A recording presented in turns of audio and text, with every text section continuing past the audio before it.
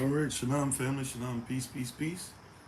Let's go ahead and get started. Today, Masha Pachi, thank you for being on with us. We appreciate you. Prayerfully all is well with thee in thine house.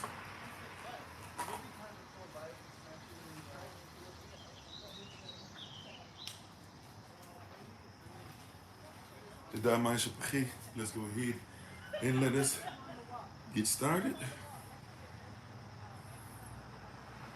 Well, actually, I guess before we get started, sorry, real quick. Mic check, 1, 2. Can everybody see and hear me all right? Yes, no, maybe so. Can you hear me? Can you see me all right? Yes, no, maybe so.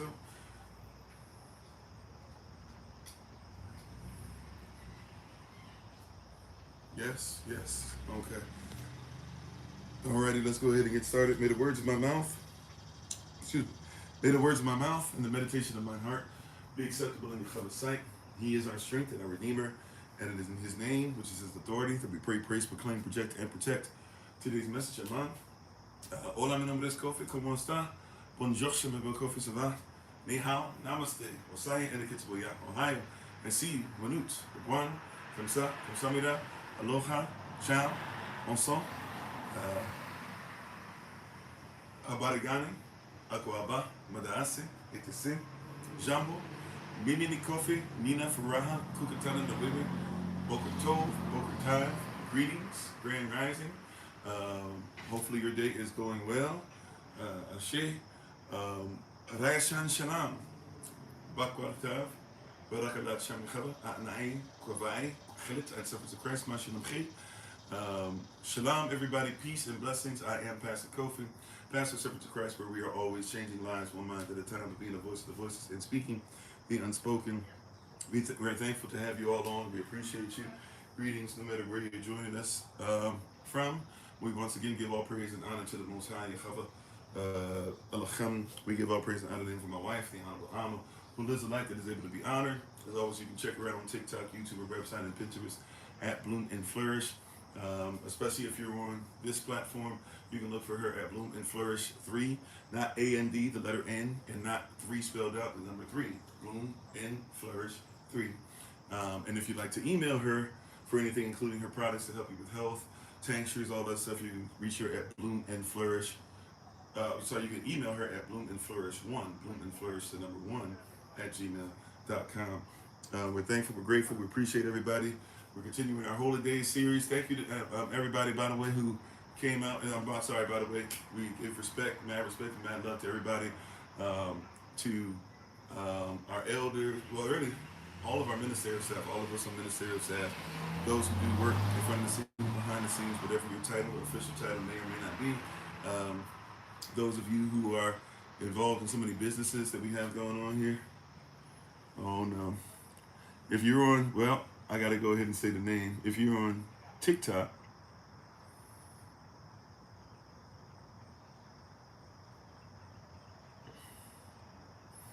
hold on one second.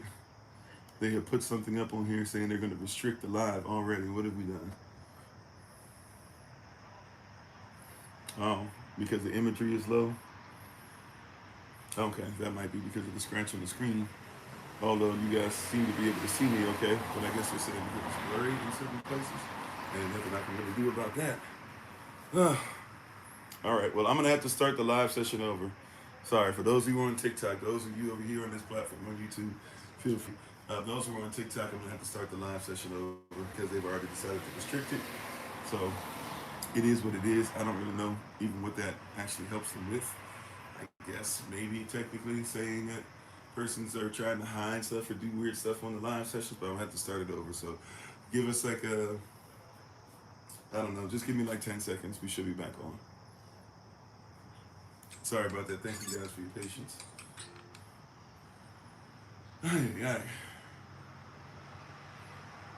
Praise God.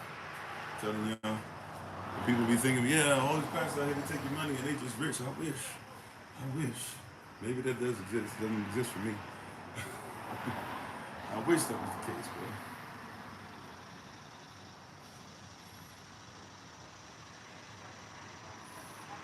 bro. Alrighty. Let's try this again. Let's see what happens.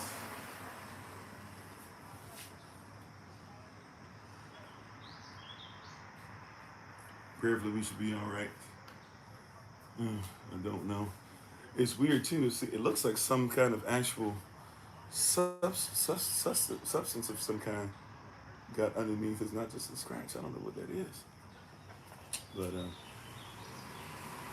we'll see. Hopefully, it's not too restricted. But we're on. Maybe if it restricts us again, we'll ask those who are coming on. I apologize. Those of you who are coming back on this platform over here, if it restricts us again, I'm just going to ask you guys maybe to share the live with others, let them know that we're on. Maybe that'll work. I'm not sure. Or maybe I can use Google Calendar invite to get around that. But anyways, we want to thank everybody for coming on. Thank you. Apologize for having to restart. But yes, thank you everybody who came over on yesterday for 4 hours of power. It still is public, by the way, so you can go watch the recording. And the recording is on a couple different platforms. So the link, at least for the recording, is on a couple different platforms as well. So you can look around and find it and participate. We focused mainly on, we focused pretty much only on Barashat Aleph, Beit Gimel, Dalet, or Genesis chapter 1, verses 1 through 4. And we did so in the Hebrew characters. We talked about pronunciation, what it means, how to write it, how it should have been written the whole time, all those things. So prayerfully, if you get a chance to follow that, if you didn't get a chance to join us yesterday, it was received very well, and we thank you all. And we appreciate you and those who gave donation, which the 4 hours of power is actually something that's meant not only to bless you all and help you and help promote things that we have coming up, but also is designed to ensure that if you would like, you can actually you can actually help support my family, myself and my family, since, according to the law, we are only allowed to get, right, to receive, if we're doing what we're supposed to, a certain percentage out of, out of the actual donations and offer. Really not even the offer, we don't touch the tithe. So for those of you who give, we are able to do what we can off of that outside of all the other things we do. So I appreciate you guys for many different reasons, but prayerfully, if you missed it, whether you give anything or not, go check it out. I think it's very great, and I was kind of challenged to do a couple things during it that I normally do not do, and saw extreme relevance in it. And so we're probably going to keep up some of those things that we learned in it. And those who are really dedicated, you're going to have to be willing to go outside of regular times, or maybe try to catch up on whatever recordings of it we do, but we're going to try to come together and start really reading through these scriptures together, working on pronunciation, working on sentencing, all those things. But we thank everybody. Thank you, family, for being on with us. If you were able to be with us yesterday, we appreciate you. We honor your presence, and we hope that all is well with you, with thee and thine house. As a reminder, coming up, the next holy day coming up is September 22nd. That will be virtually accessible for everybody as well. And not only that, will it be virtually accessible on September 22nd, we'll also be able to, we'll be in Houston, Texas. So those of you, we have a place, we send it out to those who have your information in Texas or Oklahoma. So if you guys want to come and fellowship and say shalom and peace to everybody, feel free to come out. We'd love to have you. We'd love to see you. And we're excited about the fellowship. And then, of course, after that, October 1st, we'll be in somewhere around Marietta, Georgia for the Day of Atonement. So hopefully we see some of you all over there. And then for Feast of Tabernacles, October 6th to the 13th, will be at Red Top Mountain State Park. So if you want more specific details, or you're coming or thinking about coming or whatever, just let us know so we can make sure that we are aware of who's there, who's doing what, and then we can have stuff set aside. Besides the stuff that obviously we do need help donation-wise to do. If you are somebody that's able to help during the season, please, ma'am, please, sir, feel free to go ahead and if you can give a donation or something like that. Do not forget today is Sunday, so those of you who know about the 5 to 10 program, feel free to go ahead and help us out with that. That doesn't necessarily help us for the holy days. That helps us more so with trying to make sure that we continue to do more with food and to grow and to get into the black and to have more, so that hopefully sooner than later, even if everybody can't be there 24 hours a day, 7 days a week, 365, prayerfully, a person can come through the land and actually be able to participate, stay there for a little bit at a time, and really start to roll up their sleeves and help us with the next level, right, of building, so to speak. But thank you so much for being on. We appreciate you. Also, if you keep us in your prayers, we are going to be traveling prayerfully today. So we should be able to get on the road pretty much later after the live session. So we'll be on the road. So just pray for us that we are able to make it to our destination safely. And we'll be praying for you as well. We're thankful for new life that's been coming into SOC, some babies being born. Praise Yah.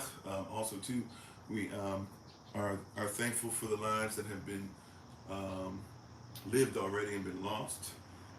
We ask that you keep families in prayer. There's new life and old life taking place all the time, and so our warmest regards to those who are going through with the loss of family members, especially some of you extremely close family members, and those of you who are dealing with family members on the brink, those of you who are just bringing persons into the world, those of you who are coming out of sickness, going into sickness, dealing with it, healthy, whatever the case. We love you all. We pray for you all. Alrighty, let's go ahead and get into today's word, today's message. We're back in our Holy Days series. We've been in our Holy Days series, but we spent the last 3 days dealing with Q&A. So we're going to come back to we're gonna come back to our Holy Days and start focusing on specific messages dealing with the Holy Days. So if you're able to stand to your feet and reverence Yahavah's word, or however you're able to reverence the word, respect the word, we thank you for doing so. As we get ready to do our Bible pledge, and we'll jump right in. So hopefully all is well with everyone. Once again, to God my Shabbat, thank you for being on. We're going to go ahead and get started. Oh, one last thing too. I'll show this again maybe once or twice more, probably towards the end. So the shirts that we've been talking about, Brother Jermaine, I apologize. I've been giving you guys the wrong information apparently for a long time for his email address. But if you want his phone number, you can text him and stuff as well. If you're looking for something for Feast of Tabernacles, right? Feast of Tabernacles. This is what it looks like. I'm sorry, actually both of y'all I guess are backwards on it. But there's Yahavah, Feast of Tabernacles, Servants of Christ, October 6th through the 13th, 2025. This is the front. This is the back. Has tent at the top. Hashtag find Kofi. Leviticus chapter 23 verse 44 is where it talks about. So this is the shirt that we're asking if you're able to, or even if you get it later on, it's fine if you'd like to have one to keepsake or whatever, but at the Holy Day, and whether you're coming virtually or physically, we're going to see if on the first day we can all be wearing our shirts, and on the last day we can all be wearing our shirts. It is getting close to the time, so make sure if you're going to make your order, make sure Brother Jermaine knows. You can reach him at your Germ, I'm going to say the right email today, Germ Johnson Insurance, JERMJOHNSONINSURANCE @gmail.com. Okay, Germ Johnson Insurance. Okay, that's the front. This is the back, and this one, the orange one, glows in the dark. So if you like a glow in the dark one, maybe you even have children like Solomon, he'll go to the trampoline park or the jump park from time to time, and when you go there in evenings, late evenings, they want your shirts to glow in the dark, or maybe you just want to glow in the dark shirt, or for Feast of Tabernacles, you want to be outside and make sure that you glow in the dark and you can be seen, whatever. But this is the first. This is orange. This is what it looks like in orange. You got your fringes and everything on there too, by the way, and then in the cord around, right? So it's lawful, just in case someone says it's not. And then you have this shirt right here. This is the white one, right? If you notice the different sizes, of course they come in different sizes. This is the white one. This is the front. This is the back. The white ones do not glow in the dark. The orange ones glow in the dark. White ones do not. Go on to Brother Jermaine. You can reach him once again at Germ Johnson Insurance @gmail.com. That is JERMJOHNSONINSURANCE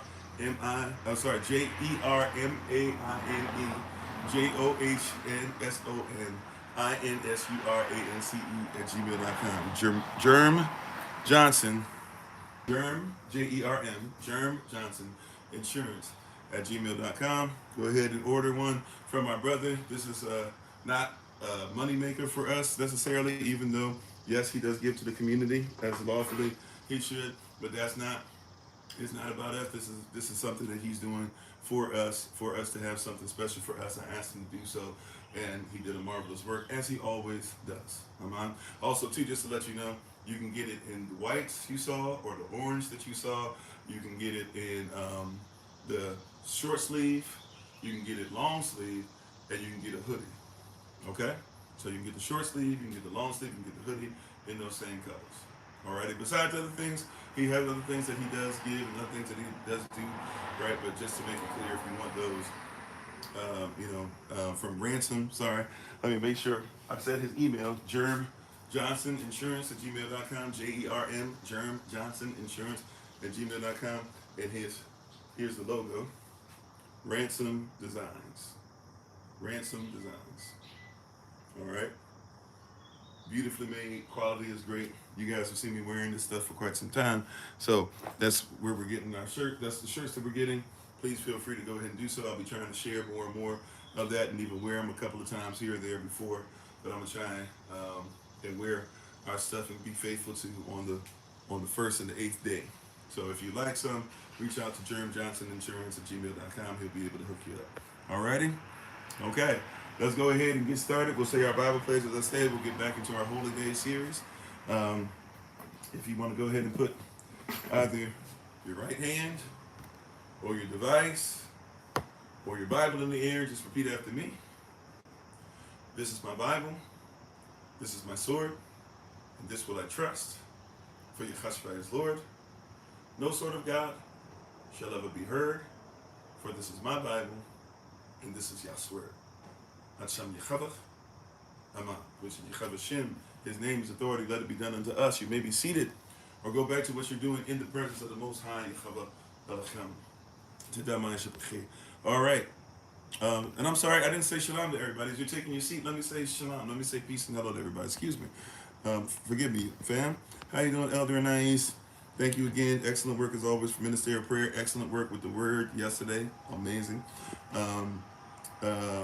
Challenging us with that prophetic word. How you doing, Elder Anais? Sister Tamika, Sister Dawn, Vicky from India. All right, India in the house. We've been having more persons from India recently.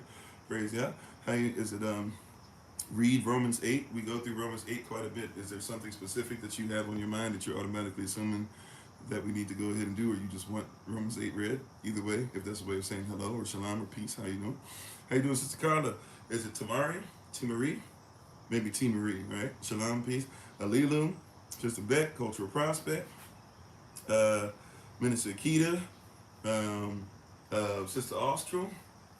Great to see you on, Sister Austral. Praise God. How you doing, Sister Mignon? Olivia. Sister Deborah. Aziel. You said, Shalom, what days are you all keeping the Feast of Tabernacles? We keep all the holy days. Right? We keep all of them. So, but yeah, that in particular. So there's 3 holy days coming up, right? There's the Feast of Trumpets coming up. There's the Day of Atonement coming up, and then there's the Feast of Tabernacles. So we keep all of them. Then there's 3 more before that, obviously, but we're going to keep all of them. But specifically, when we get to Feast of Tabernacles and we all come together, we're going to make sure that we're having the same thing on, at least for some of them, right? That's part of the celebration. How you doing? Tasmania? Is that what it is? I can't see the rest of it. Tasmania dollars, S. I don't know how to say. I apologize. Thanks for being part of the community. How you doing, Sister Mignon? Is it Mona Lisa, 1991, right? Sister Jennifer. Is Boris or Boris? Wogwan Audrey, how you doing? Sister Judith, Willie. JW Boss. I don't know what that is. Elakamani, I'm not sure how to pronounce it. Richard Driggins, JW Boss, Hilly Towers, Auntie Sherry, Jerry, Burrell, Hammer, Lottie down everybody, Amir, Deglel, Strictly Buckets, everybody who's coming on. If I miss you, I missed somebody's comment. I'm sorry. Certainly learn from the 4 hours of power. Praise Yah. Amen. All right. So we thank you. We appreciate you for being on today. Once again, we're going back into our Holy Day series. Today we're going to talk about implementing uh, the kingdom, right? Implementing the kingdom. Implementing the kingdom. Somebody said, what does that have to do with holy days? Well, it does a lot. And just hang in there. It'll make sense in a little bit. But today we're going to talk about what? Implementing the kingdom. Because the kingdom is anti-world, right? You are in the world but not of it, and we should be against the world, correct? So the word world, if you're unaware, many of you are probably aware of this by now, but the word world, especially in the Greek context, in the Greek denotation, the word they're using there for the word world is the word cosmos, not C-O-S-M-O-S, right? But spelled out, or characters, right? It's K-O-S-M-O-S, meaning that cosmos with a C is talking about the universe, or talking about physical universe, physical terraform, physical earth. But cosmos with a K is talking about a system, right? So when you see cosmos with a C, you're supposed to think about luminaries, you're supposed to think about this, that, whatever. But cosmos with a K, you think about it systematically and systemically. Systematically and systemically, right? So if we're going to implement, so what happens is that when you've dealt with the world, you've dealt with a system. And if the kingdom is against the world, then it is its own system, right? Do we have a printed calendar? Yes, we do. Yes, we do. If you still want one, somebody else was asking about one. Oh yeah, they reached out about it. I forget. Sorry, whoever this is, I think it was on this platform. What, last week somebody asked specifically about it. You texted about it. I said I would get back to you, and it's just been sitting there. So sometimes y'all got to stay on me. Right now, I'm kind of doing the secretary work right now too. So about until we get that back started up. So you guys have to remind me sometimes. I don't mean to. Yeah, you guys just stay on me about it. I promise you that now. Printed one, like getting you a virtual one, probably be easy work, light work. Getting you a physical one, my wife and I, pretty much do all of that ourselves still. So, with all the traveling and all the stuff going on, it might take a minute, so it might not even be worth your while. I don't know. You might want to just hang in there and get one for next year when we start coming up, because it's about time that we're going to start developing the one for next year. But just stay on me about it. We'll get it to you. I apologize. I know somebody else was asking about it. Shalom, Sister Michelle. Shabbat shalom to you. Our hearts go out praying for you, praying for the family. Hopefully taking it one day at a time. Was all you can do, pretty much. But yeah, so if you want one, back to Sister Deborah, yeah, it's. But I probably can get you one virtual for sure. And the other person who asked me about it, I'm gonna try and scour my text messages. I apologize. I know somebody asked me about one last week, and it's kind of just been sitting there. I will do my best to get back to you ASAP, okay? But today we're going to talk about this systemic thing. So we're talking about implementing the kingdom, because what the world has done is they have implemented the world. They have implemented a system. So when you hear this word, so when you hear you are not of the world, little children, right? You have overcome the world. Is that 1 John chapter 4, maybe 1 John chapter 1, but you have overcome the world. It's saying that you have overcome the system. Yes, ma'am. Right? You have overcome the system. When it says you have overcome the world, it's saying you have overcome the system. Right? To overcome the system. So we have to know what has been implemented systemically and know what has been implemented systematically, right? And then once we learn that, we have to realize, okay, well, if we're not part of this system and we're part of the kingdom system, then we have to realize, how do we implement that system, or how, watch this. See, because I was going to say create the system, but the system, the kingdom, is already created. And your nature, the system, is already created. And the universe, part of the system, is what? Already created. See, so we don't have to create. We have to implement. We don't need to create, we need to put in place. Does that make sense? Right? So a lot of us are looking to create a system to make it through, not realizing that we actually have. How you doing, big brother Charles? How you doing? A lot of us are not realizing that we already have a system, the kingdom. So our responsibility is not to create kingdom, Our responsibility is to make room.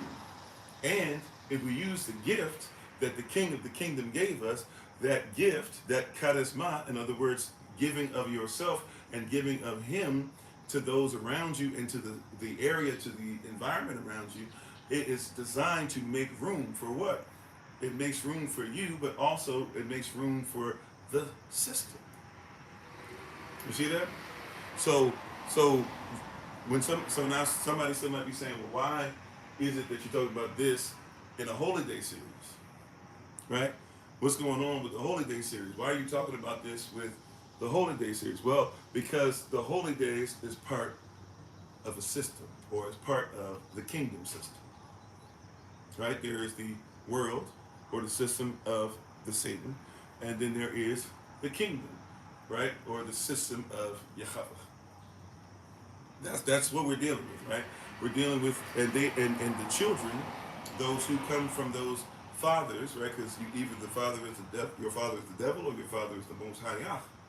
And whoever's system you are under, whoever's kingdom you are under, right? Whoever's system, whether world or kingdom, right? You are having a father. That father is your source.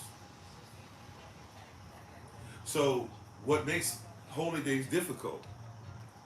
Not just only as far as what we glean from them, what are they supposed to be, what does the Bible say about it, et cetera, et cetera. One of the things that makes it difficult for us, right, in implementing kingdom system, right, the kingdom. How you doing? Remember me? Praise God for you. Thank y'all for the love, by the way. One of the things that makes it difficult in implementing a system is that many of us are actually dealing with the beast, which is the govern, or how the system governs. Right? And in the beast, their responsibility is to have you away from the system. And in the kingdom, have you away from the kingdom, excuse me. And in the kingdom, the responsibility is to get you away from the world. How you doing, Sister May? And thank y'all for the love. So you see what's going on here? And I think Sister Deborah, if you were on, I apologize. I know we had to restart this platform over here. But you see, so there's difference. It's hard to be able to capture, some of these things and talk about it specifically and strategically, because the holy days are part of the kingdom system, and the system of the world is designed to be at opposition with the kingdom. Therefore, is designed to be at opposition with your holy days. So even making time for the holy days of Yah, right, is difficult to do in the system you're in, because if you got a job, if you got a toil, they're not really trying to make room for you to have enough time off. Literally, what you get 2 weeks is most places, if you get that, right? 2 weeks is like, oh, okay, if we get 2 weeks, we're doing well, right? A lot of persons don't even get 2 weeks. Some persons don't even get, a day, or if you take some places, they don't do paid vacation, right? So it gets difficult, even systemically and systematically to do. Now, somebody, if you didn't get it, once again, systematically means, what does somebody do purposefully when creating a system? When this system, when the world was created, it was created purposefully. Don't get that twisted, right? And thank y'all for the love. Don't get that twisted. The system was created purposefully. And everything around you, as much as, see, watch this. Yahavah is not the author of confusion. Maybe we can even say it like this: He is not the author of chaos. That's why they have Halloween, right, around the time, and all that stuff, and all that stuff, and that's why they have these holy days. That their holy days are going to start picking up right after Feast of Tabernacles, right? That's because it's supposed to grab you and take you away from even putting time in, and people are going to put money and effort and all that. But watch this: Yah is not the author of chaos or confusion. If somebody authors something, it means they are the authority of it. And I want to say that very clearly because somebody might miss this, right? And thank you, moderators. I didn't see what was on there, but thank you so much. And how you doing, Sister Shirley? Praise Yah for you, right?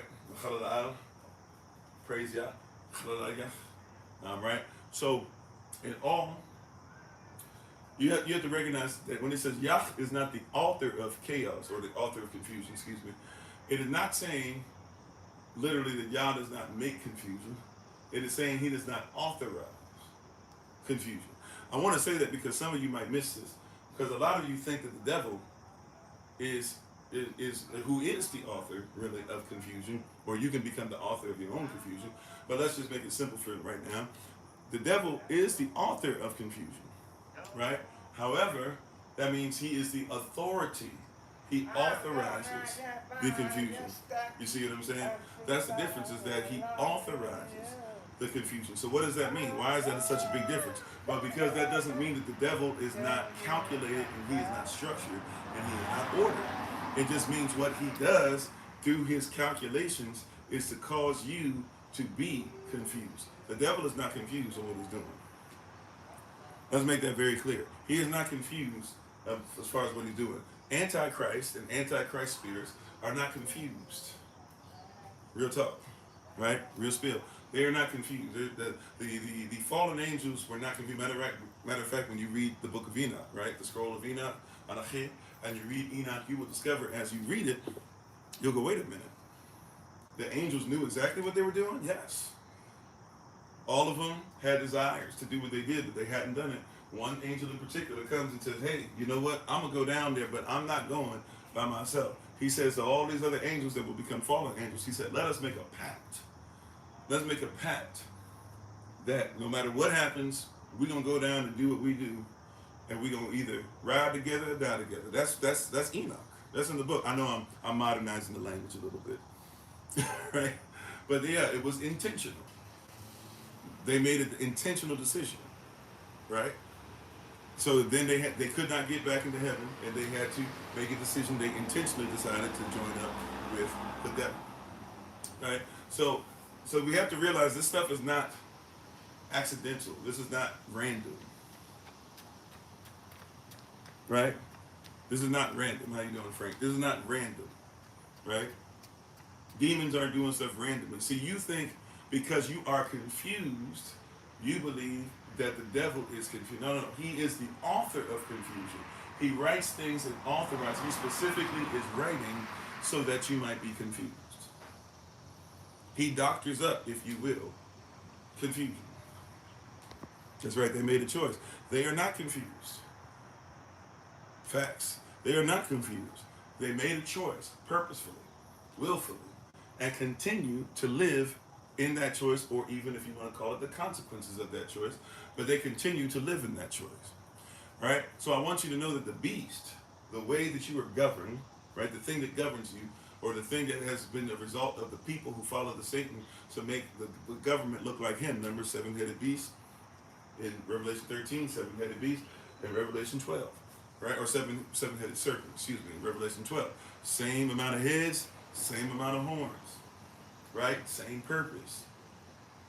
Right? Antichrist spirit has ram, or the horns of a ram, right? So can sound like the Christ, can sound like Yahavah, can sound like Mashiach, but then when you pay attention to what it says or what it speaks, it's very demonic. Right? This is purposefully executed. Okay? Which means that anything that is of Yahavah, right, is well, I won't say perfectly executed, right? But it's executed well. It's executed purposefully, right? So therefore, purposefully, it is executed correctly, right?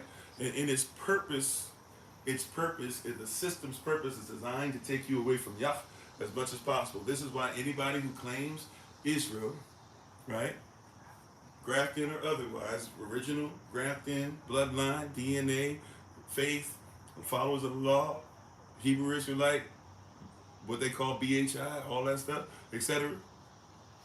It is all. Anybody who says that I am about that, about the kingdom, about the kingdom of heaven, immediately. What did we just say? The adjective. Immediately, you start to see that you are going to have persons that come against you.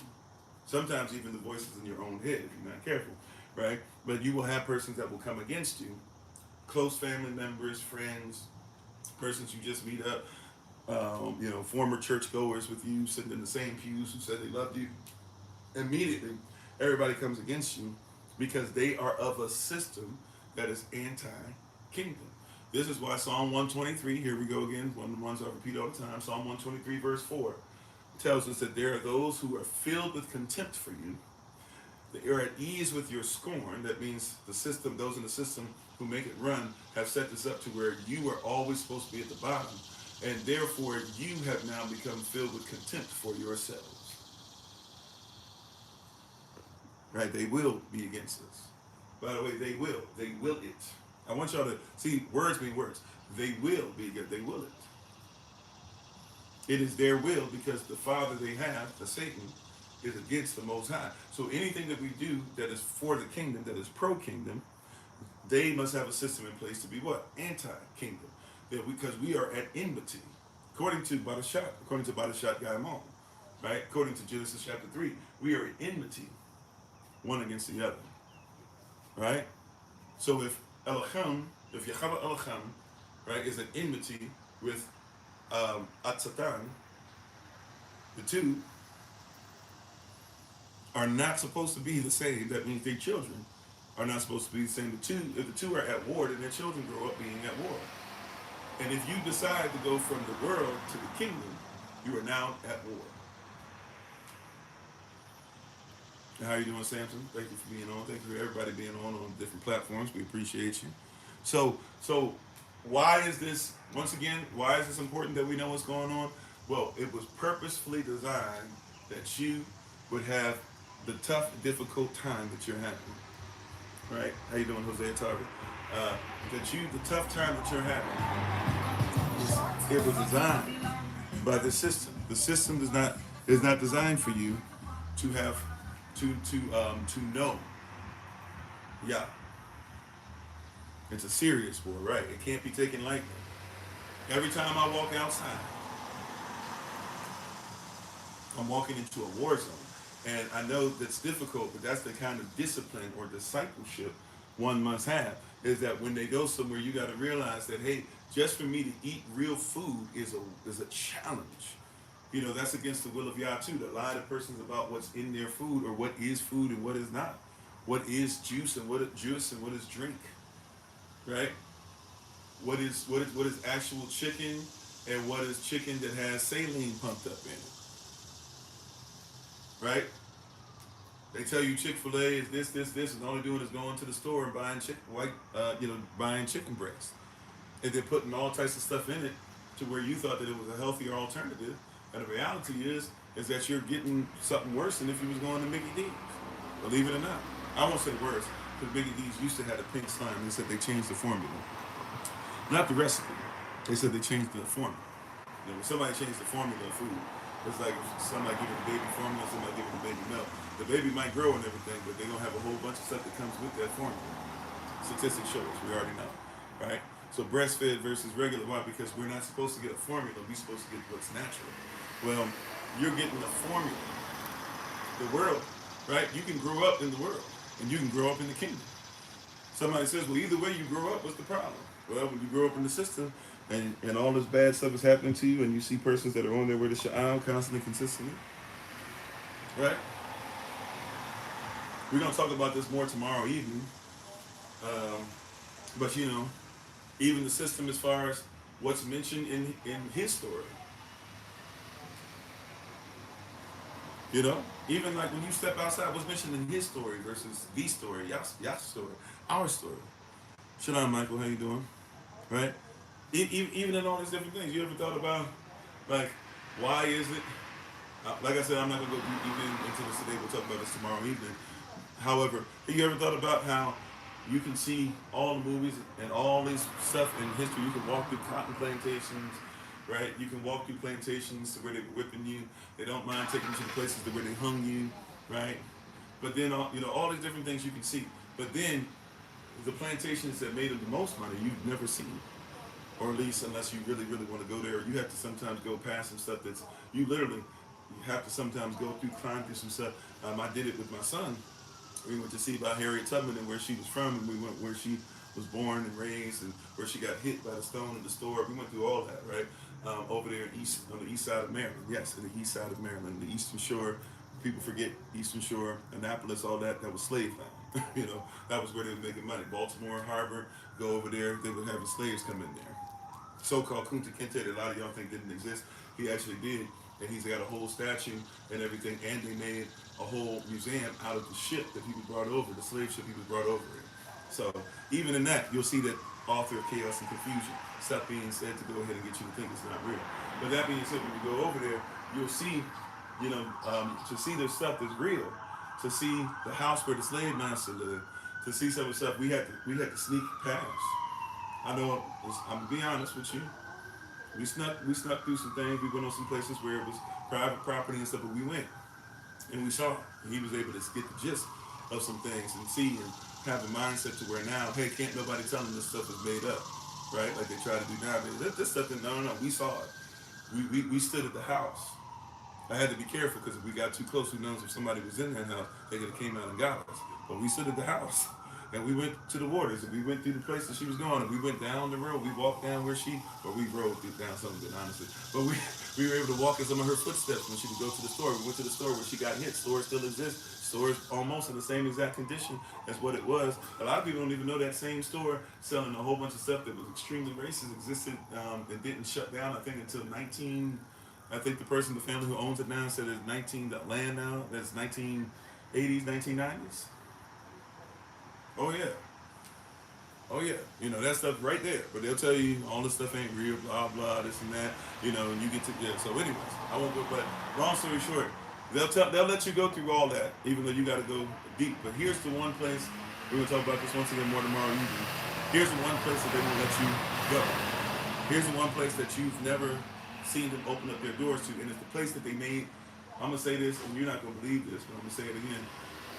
Right, or I'm gonna say it with my chest. The place where they made the most money off of chattel slavery, the plantations that made the most money, were the breeding plantations.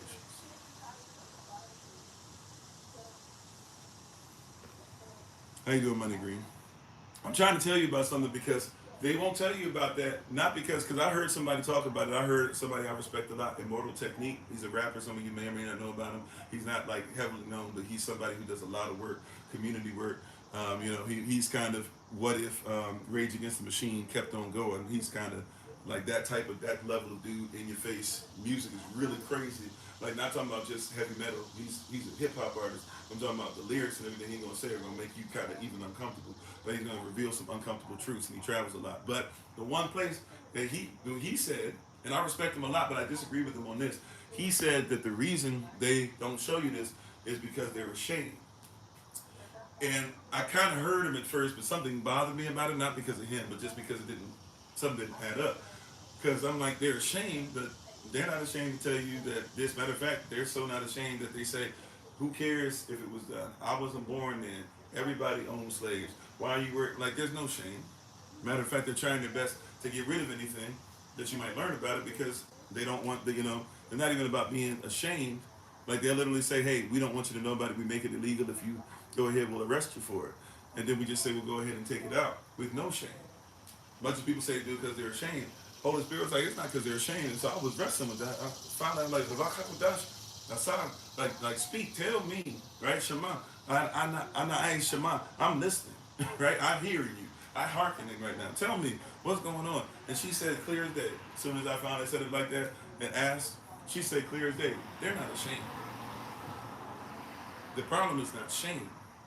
The problem is what is going on with them, is that if they reveal to you what was going on there, then they have to reveal to you that their money, that everything they made is based off of you. Right? In other words, the system begins to break down when you can show, all right, like I said, we're not going to go, this is not what today's about. I'm seeking, okay, we're limited. There's a cap on what I can talk about today because we got to focus on the Holy Ghost, right? But I guess I can't just throw that out there. I can't just throw that out there and just like leave that sitting there. So just a brief, like a few minutes, briefly. I've said this before, but let me say it again. It's been a while. If I were to take a seed, because a lot of persons talk about all this stuff and who was here and who's from here and foundational Black Americans become a thing and all these different things or whatever. Right? How you doing, Legendary the Barber? Thanks for being part of the community. Appreciate you. If I were to take a seed, right, and I took the seed from a place and I stole it and I brought the seed somewhere else and I planted it. If I took a seed from somewhere, right, or let's say I took the fruit of someplace and I ate of the fruit on the way somewhere else, and then I planted the seed from the fruit I ate of that I took all the stuff from, and I planted the seed in another land. And let's say that seed grew and then had other fruit and seed and that grew, and even though, and it became, right, and now it's become a, what we might call an invasive species of tree or a plant or whatever vegetation you like to think of. And I began to make money off of the seed that I stole, from the fruit that I stole, from the tree that I took from. How many trees or how many seeds did I steal? I want you to catch that. And I said it kind of in a slow manner, getting my thoughts together. I'm kind of changing the way I normally say it, so let me try it again.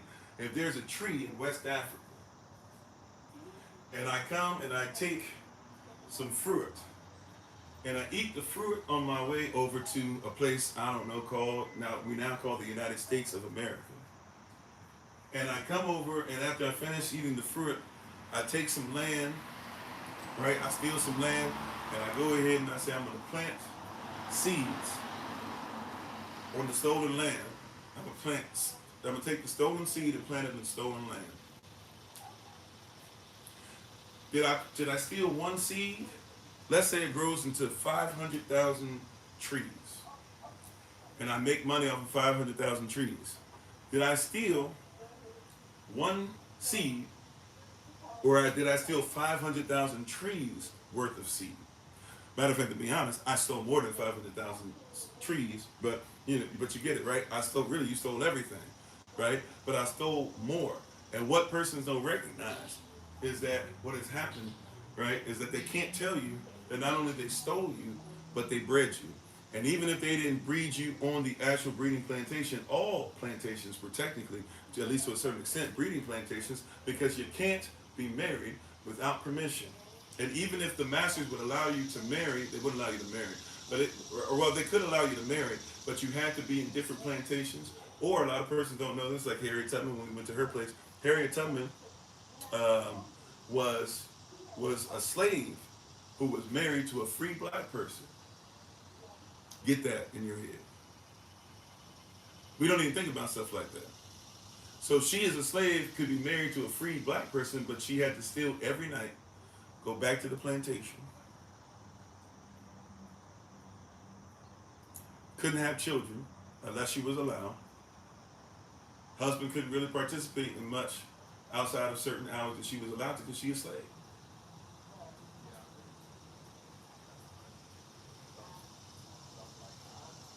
You see that? That's a regular thing. Persons don't even think about that because all persons say is everybody was like, no, not like this. And it was the Negro, a specific person, a specific people, a specific nation. If we were ever to acknowledge, right, therefore that all that the slaves did came from the seeds, whether you want to talk about the seeds taken from West Africa or from the Caribbean, or from South America, or from Europe, or from that were native here, etc., right? If you want to be honest about it, it was the breeding that made more money because the more property I had that can serve me, because that's what you were. You were not a man or a woman. You were an N-word male or an N-word female. You were property. That's why there was 3/5 compromise, right? 3/5 compromise is not about you being 3/5 of a human being. 3/5 compromise was 3/5 of the taxes on all slaves were paid by the South. 2/5 of the taxes were paid by on all slaves were paid by the North. Right, so we'll get more into that tomorrow, but I want to show you that why, because this is a system. If you ever comprehended what was systematically, that means once again what was purposefully put in place to start the system. then you would understand what happens systemically or automatically, right? An autonomous system still has to be systematically put in place. So when we're going through stuff and we're trying to get back to our culture in any way, our language in any way, our clothing in any way, our hair in any way, our hips in any way, our noses in any way, right? When we're trying to get back to something that says that, hey, even if when we have power, we're not trying to down anybody of any color, whether it be our so-called own people or others who be grafted or whatever. But when we talk about these things, it becomes difficult because there's a system in place that now has put it to where, hey, we don't want you to be in touch with anything, including what did we do to authorize the confusion that exists in your lives today. You see that? So with our holy days, it's the same system we're dealing with. We're dealing with the world. Remember the word world, right? When it says in John 3:16, for Elohim so loved the world, right, that he gave his only begotten son, that whosoever believeth in him will not perish but have everlasting life. A lot of you believe that saying that he so loved you as an individual. And while that is true, that is not the context. That's right, generations of seeds. Yeah. And how you doing, Brother Jermaine? Once again, get your shirt from Germ Johnson Insurance at gmail.com, GermJohnsonInsure, Germ with a J, Germ Johnson Insurance at gmail.com. Praise y'all. Right? But see, they stole you and then they put you in another culture and then they appropriated the culture, right, to put you in that culture so that now that they could make money off of you and tell you that if you do something inappropriate, something's wrong with you. Right? And the holy days are the same. Somebody else has come and told you, no. Like, for example, Feast of Trumpets for us is coming up. Those in Judaism are going, right, or at least, let's say, those who are Jewish, right, Ashkenazi, and I'm having a moment here. Ashkenazi and the K one, I'm sorry, something, please forgive me, are literally telling you and I that, oh yeah, that's the first day of the year. It's not. No. That's Hoshana, or that's Hoshana. That's what the first. No, it's not. No, it's not.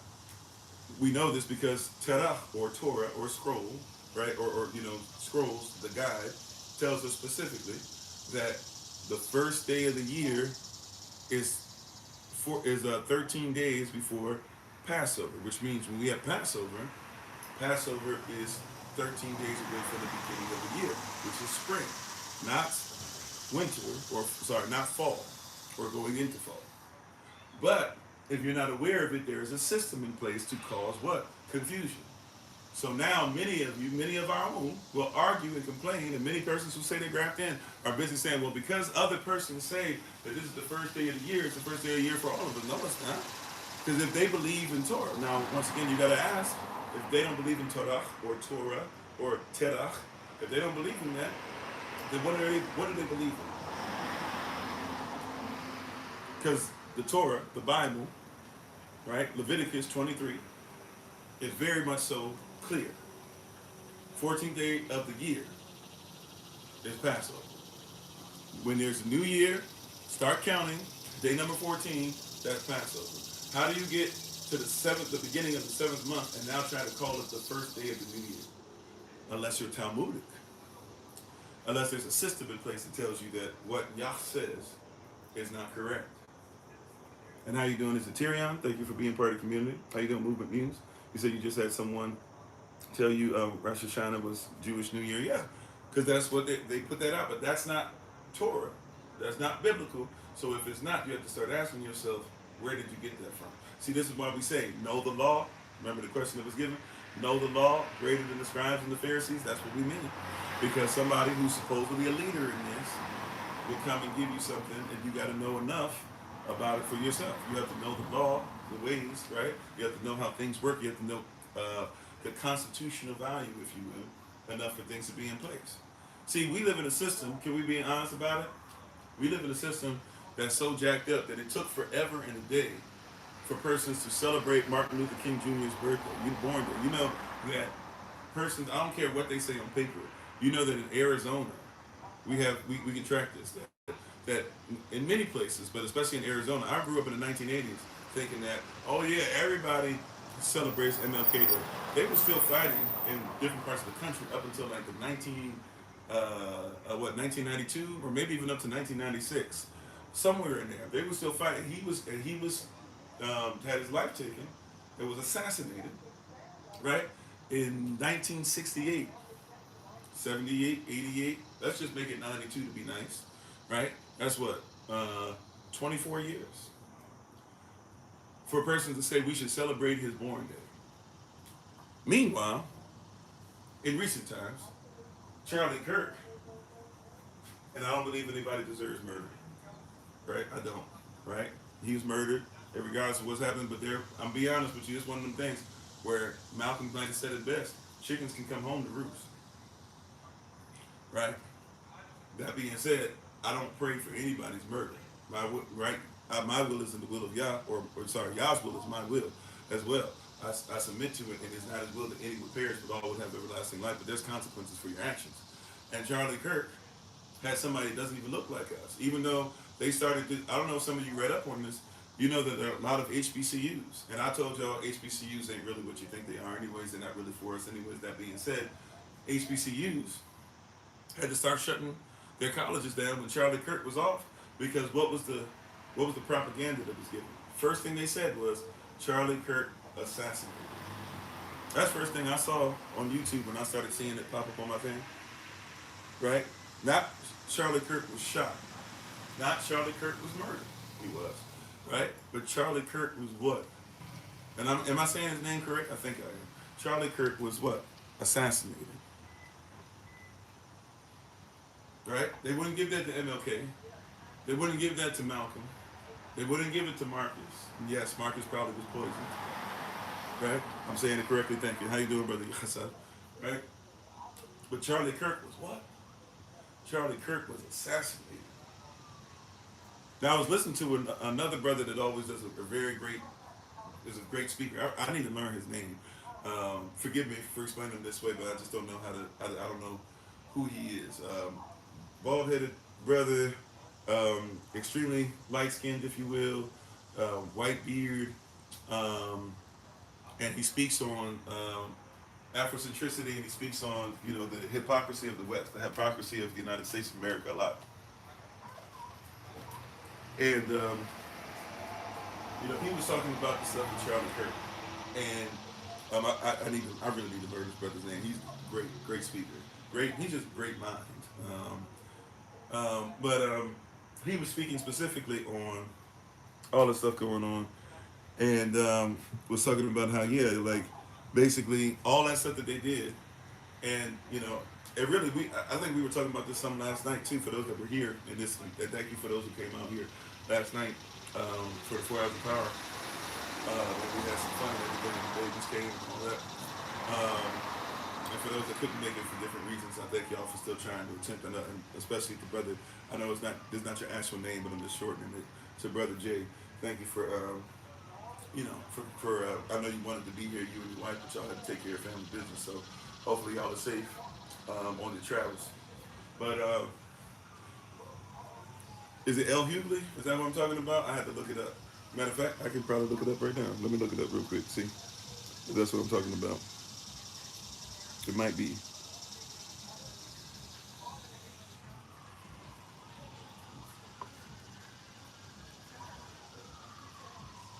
Oh no. No, not him. not what's his name? That's not his name. What's his name? This television show? Not D.L. Hughley. No, not D.L. Hughley. He's actually somewhat problematic. Even though he spoke about it as well. He speaks eloquently on certain things. I'm not going to pretend he doesn't say anything well, but he's kind of problematic for us. I'm going to be honest with you. That being said, though, whoever the guy is, I can't remember his name. But, where was I at? Oh, yeah.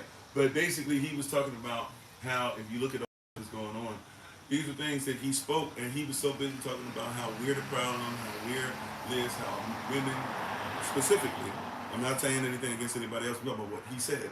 He said specifically black women right, aren't the most educated, and their education is really a farce, and that they should be home, and really black men can't ever do what white men can do to go ahead and support them and all this stuff. Same eugenic type speech, same evolutionist type speech, yes, because if you don't know what a lot of you think of as far as Darwinism, which is what you're talking about with people, there's 6 types of evolution, but with people and animals, you're talking about Darwin, and Darwin was a staunch racist, right, coming from persons such as uh, the royal family backing him up and stuff like that.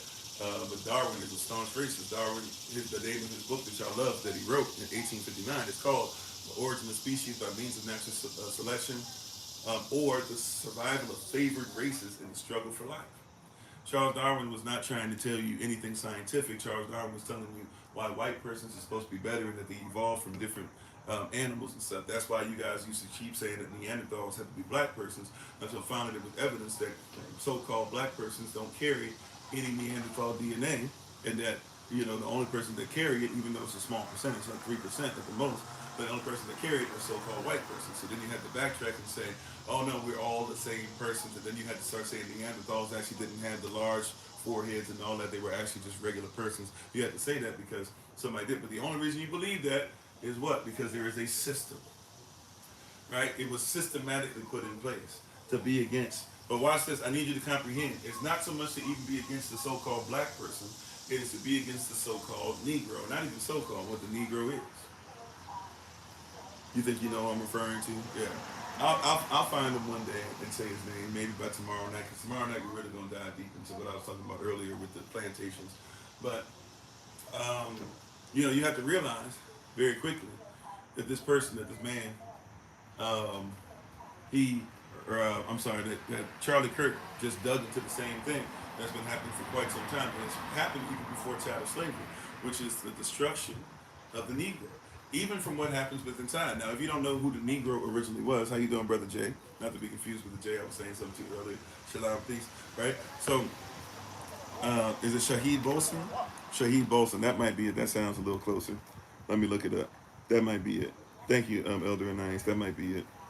Shaheed, sorry.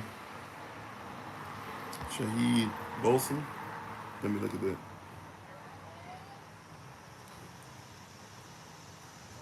Shaheed Bolson. Let's see what. That's him. That's him. Thank you. Thank you. Thank you, Elder Anais. Thank you, sis. Shaheed. Shahid. Last name Bolson. Bolsen. That's who we're talking about. Shaheed Bolson. Praise Yah. All right, we found it. Okay. So if you want to look up some videos and stuff that he has to say, I don't necessarily, which nobody has to, I don't necessarily agree with every single thing that comes out of his mouth. That being said, if you want to learn some things or at least be challenged in your thinking, great person to listen to.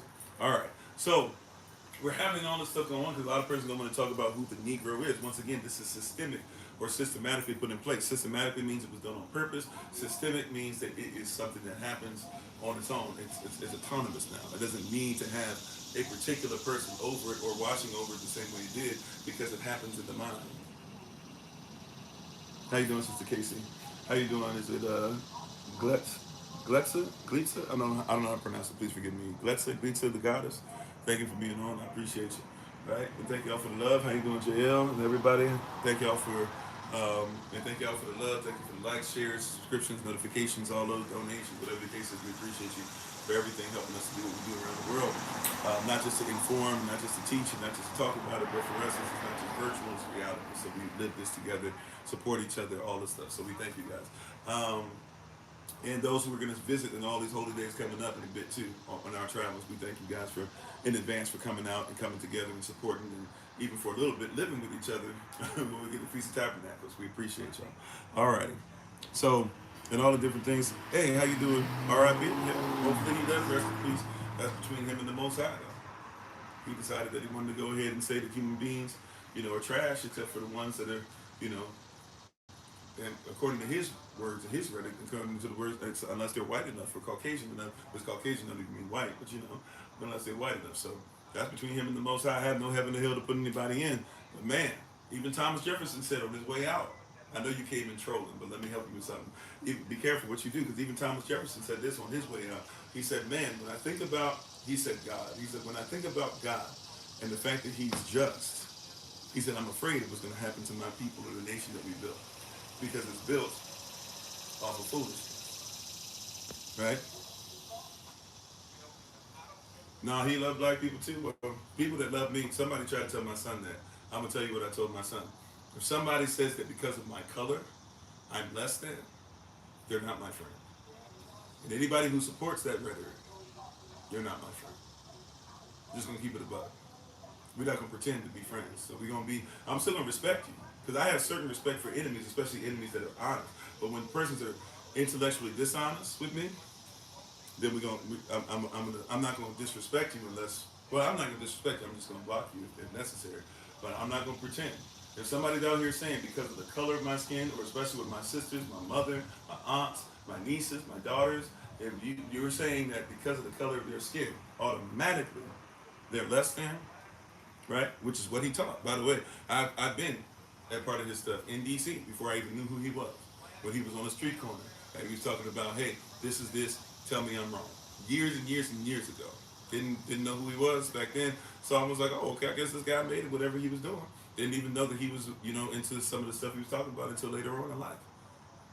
Anybody who says it about my people, any people, by the way, because we're into humanity, black, white, or in between, everybody should be treated with respect. But anybody that says disrespect should be automatic because of the color of my skin, you're not my friend. Don't pretend to. If you want to go ahead and support it, when you support it, or support it as the enemy.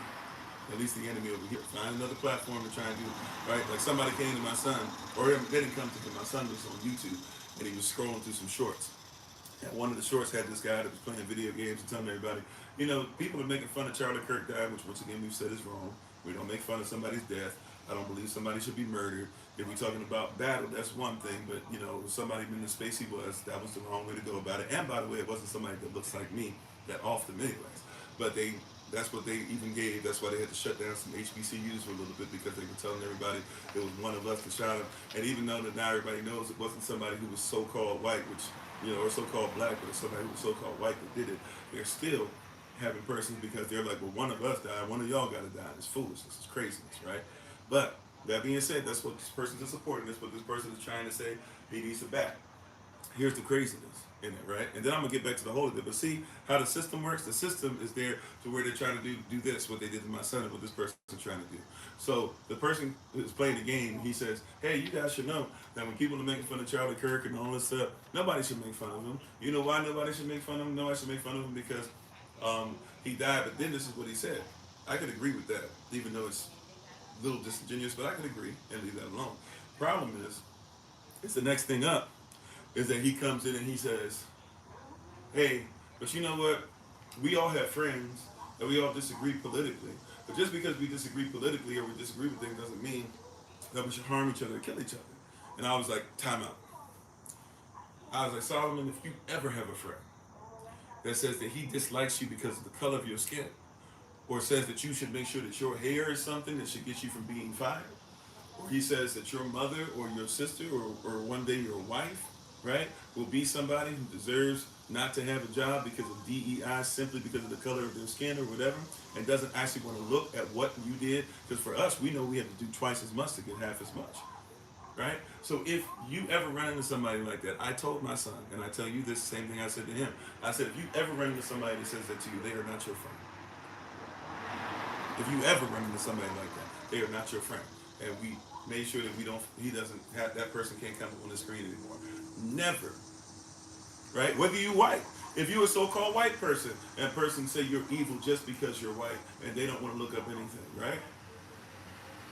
Just because you're white is not enough for anything. Just because you're black is not anything. Now, if you are going to be honest intellectually, now we're going to be pseudo-intellectuals that are going to pretend as if there's not a such thing as racism, then we have a problem with your so-called whiteness.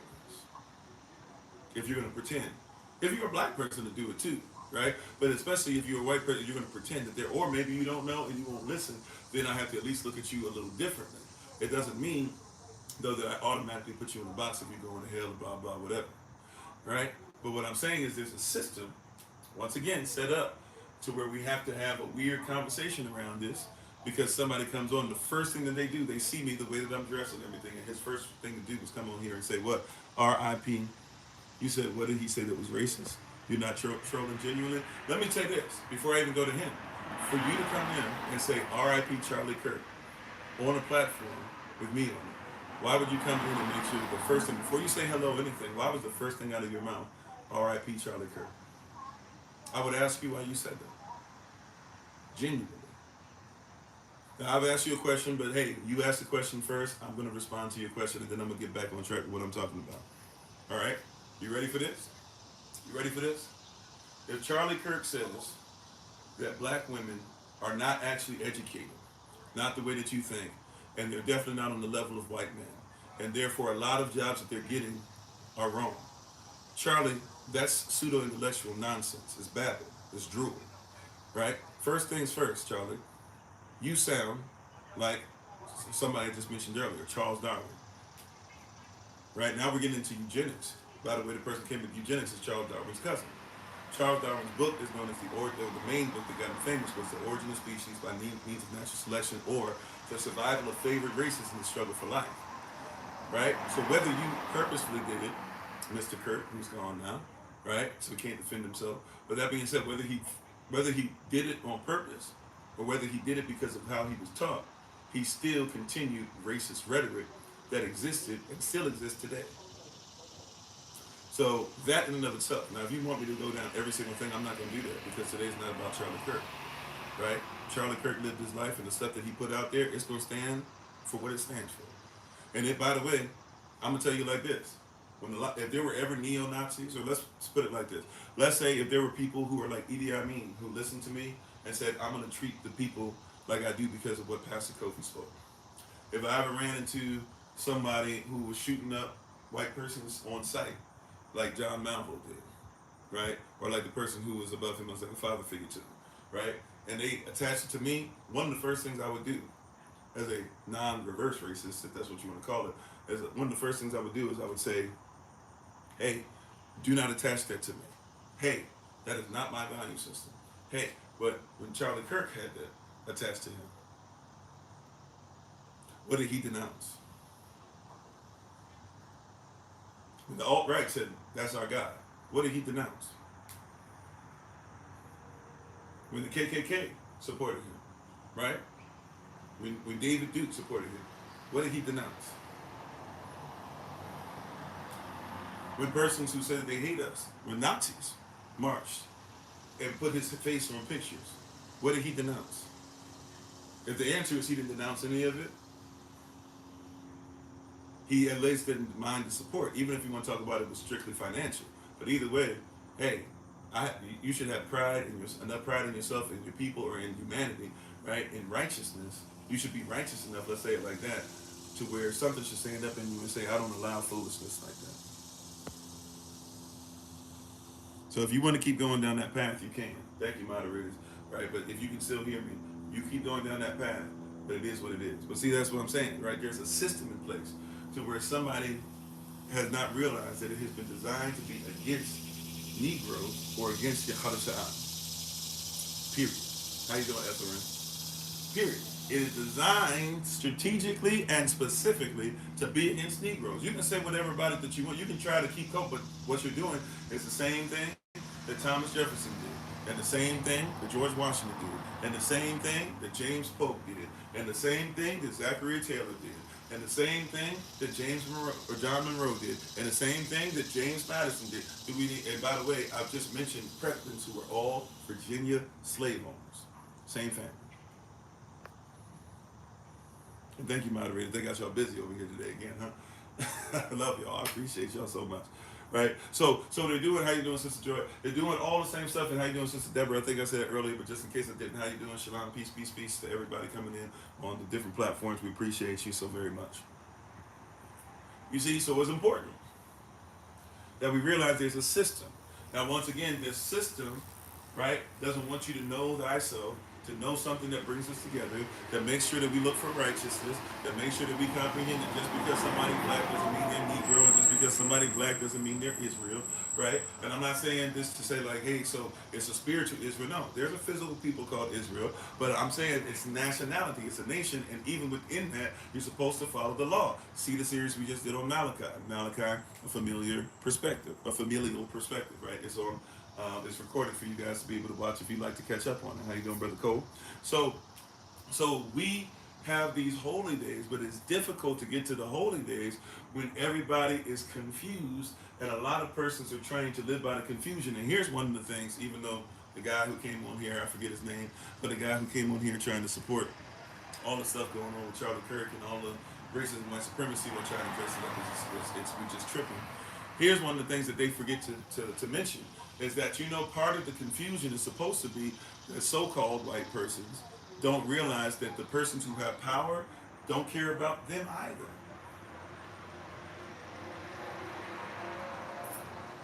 Look up Adolf Hitler when you get a chance, and look up what he said at the end of his life. I'm talking about the witnesses that were there, not just what somebody's saying. The witnesses, the persons who wrote books, right, who lived.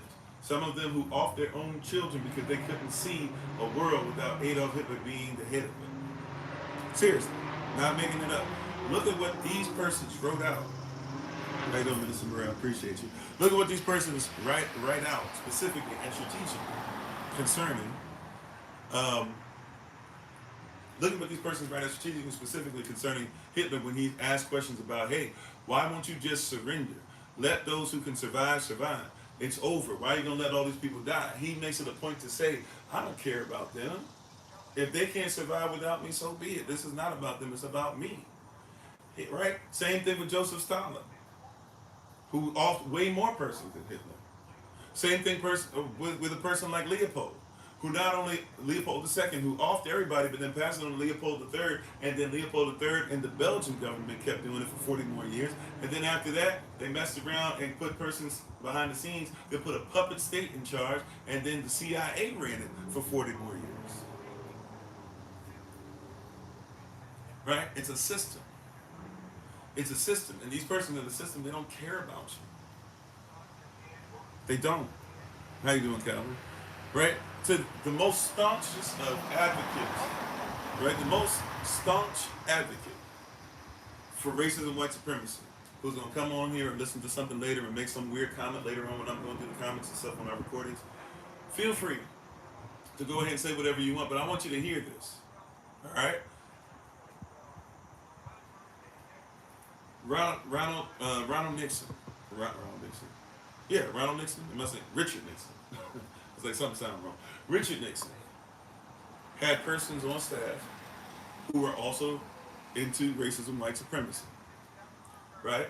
Kind of like you had alt-right persons in the White House. Right? You have racism, white supremacy in the White House back then. And he made it a point to tell Richard Nixon that if you can get a so-called white person to believe they are white, which is not a color, white is the absence of color, it means clear, so right, it means see-through, it means translucent, it means bright, it means to bounce off of, that means opaque even. So if you are calling yourself white, you can't be alive because everybody that's alive doesn't have melanin. That means you have to have some kind of color. That means, whether you're talking about selenium in the center of it or whatever, right? You still have to have some kind of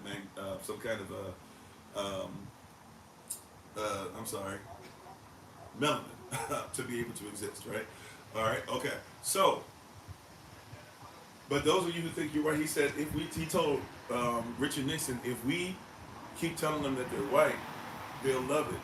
And if we tell them that they're better because they're white, they'll give you their last dollar because you told them they're better. And then he said, if you get to the point to where not only you tell them that they're white, follow this, brother. He said, if you get to the point not only that you keep telling them how white they are, but he said, if you tell them that, hey, even though you don't have much, you're better than even the richest so-called black person because you're white, right? He said they'll follow you to the end, right? This is what was said by persons that could care less about you. That persons don't care much about you, right? Where's the Richard Nixon fund for so-called white persons? Right? Where's the Ronald Reagan fund? Reaganomics? You just think about what he did to us. You forget what he did to you.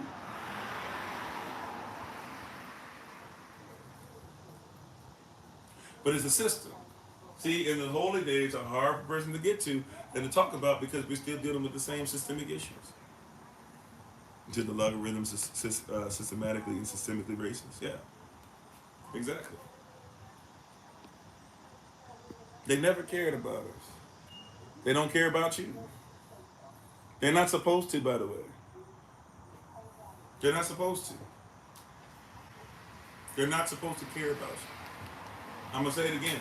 They're not supposed to care about you. I see you. Is it 3/6 a tune? Okay. Right. I see. I get the reference. Okay. Before somebody says something, I get the reference. Right. But they're not supposed to care about you. And they're not supposed to care about your culture. And if you're going to become a nation, right? See, y'all don't want to talk about that part. Even for the Bible thumpers and the Bible believers, and yes, I believe in the Bible, I believe in Yahavah, he is my Messiah, all that. So if he is, you got to realize that then you're not supposed to be part of their nation. That is right? That is a system. There's two systems against each other. And the reason why you can't even look at your culture or your holy days or wear something, right, without somebody questioning, why are you wearing that? Why are you looking like that? You don't even realize you didn't get that from you.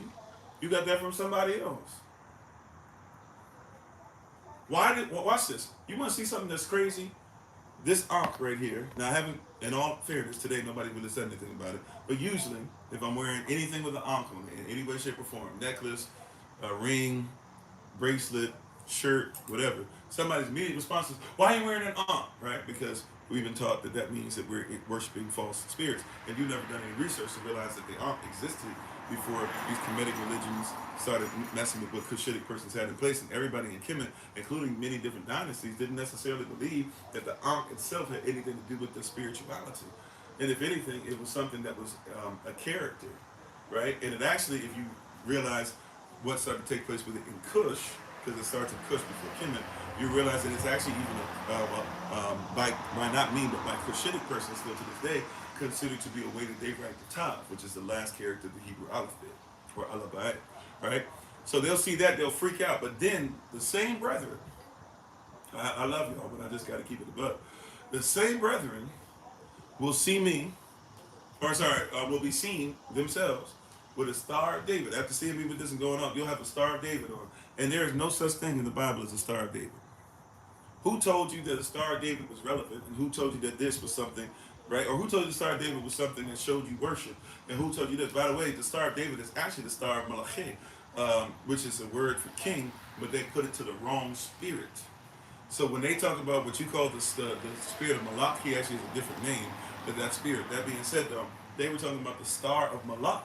The Star of Malach is not the same as what you think it is. I mean, it is the same, but it's different, right? So you're wearing the Star of David, and in the Bible, there's no such thing as the Star of David. In the Torah, there's no such thing as the Star of David. In the Quran, there's no such thing as the Star of David. Right? So you're wearing something, and you're trying to say it's your culture, and it's not. Somebody, the same person that told you to hate you, tells you to love them. Now, if you do some research, you discover that the Star of David, actually before it was known as the Star of David, is a symbol that was put on the house of a person who eventually changed his name to look like what the star originally looked like. It was the same shape, but it was the color red, and it was known as Rothschild. He was a child of that red star, the child of the red, the child of the blood, the child of the person who you worship with the Star of Malach. But somebody sees this and goes, oh, you do it. No. See, once again, where are you getting your information from? See, you have been confused, beloved. Systematically, it was put in place. They don't even have to police you or tell you this stuff anymore because they made you enslaved mentally so much that you regurgitate information from the same oppressor, right? That not only stripped you of language, of culture, nationality, knowledge of self, right? Stripped you of relationships with your wife, bred your wife, bred your mother, forced some of you to lay down with your own mothers. Mother effort, that's where I know that term existed even before, but that's what they were using it for. They would laugh at you and they would put bags over a person. They didn't know who they were getting with, and every once in a while they'd have a son get with his own mother, and they call him a mother effer. Here you are calling people the same thing and don't even realize. Sometimes when some of you have DNA that's close, that's not because y'all was just sexually deviant, that's because somebody forced you into that. See, it's a system. And that same system, you got to realize, once again, as we said earlier, we think that the devil is stupid because you say Yah is not the author of confusion. But just because the devil is the author or authority, he authorizes the confusion. It doesn't mean that his system is not in order. And when you're out of order, beloved, that means that he's in order. You no wonder you're losing. No wonder you're fighting a losing battle, right? Because there is no order, there is no discipleship or discipline, right? There is nobody standing 10 toes down and saying, no matter what, this is our culture, this is what we demand, this is what we're commanded. We keep means to guard. We keep the statutes, we keep the law, we keep the holy days. Hallelujah. I'm feeling that. I felt that in my shoulder. We keepers. We keep relationships, that means we guard. We keep our wives, that means we guard. We keep our husbands, that means we guard. We keep black women, that means we guard. We keep black men. See, this is the problem. You're listening to all these persons that hate you, and now you're spitting the same rhetoric talking about black men can't have a black wife, and all other women are better than black women. That's the person who oppressed you speaking. If you keep speaking like you're oppressor, then you need to shut up. Asham Yahavah. Asham Yahashua. Asham Lavachakodah. In the name of the Father, the Son, Holy Spirit. Shut your mouth. Out here speaking foolishness. No wonder your people perish for a lack of knowledge. And watch this. Or Yahavah's people perish before a lack of knowledge. And watch this. It's not because you don't have any chance of intimacy. It's that you have rejected the intimacy or rejected the knowledge. So you keep rejecting being close to what Yah has for you. You keep rejecting the truth, Aman. You keep rejecting what's reality.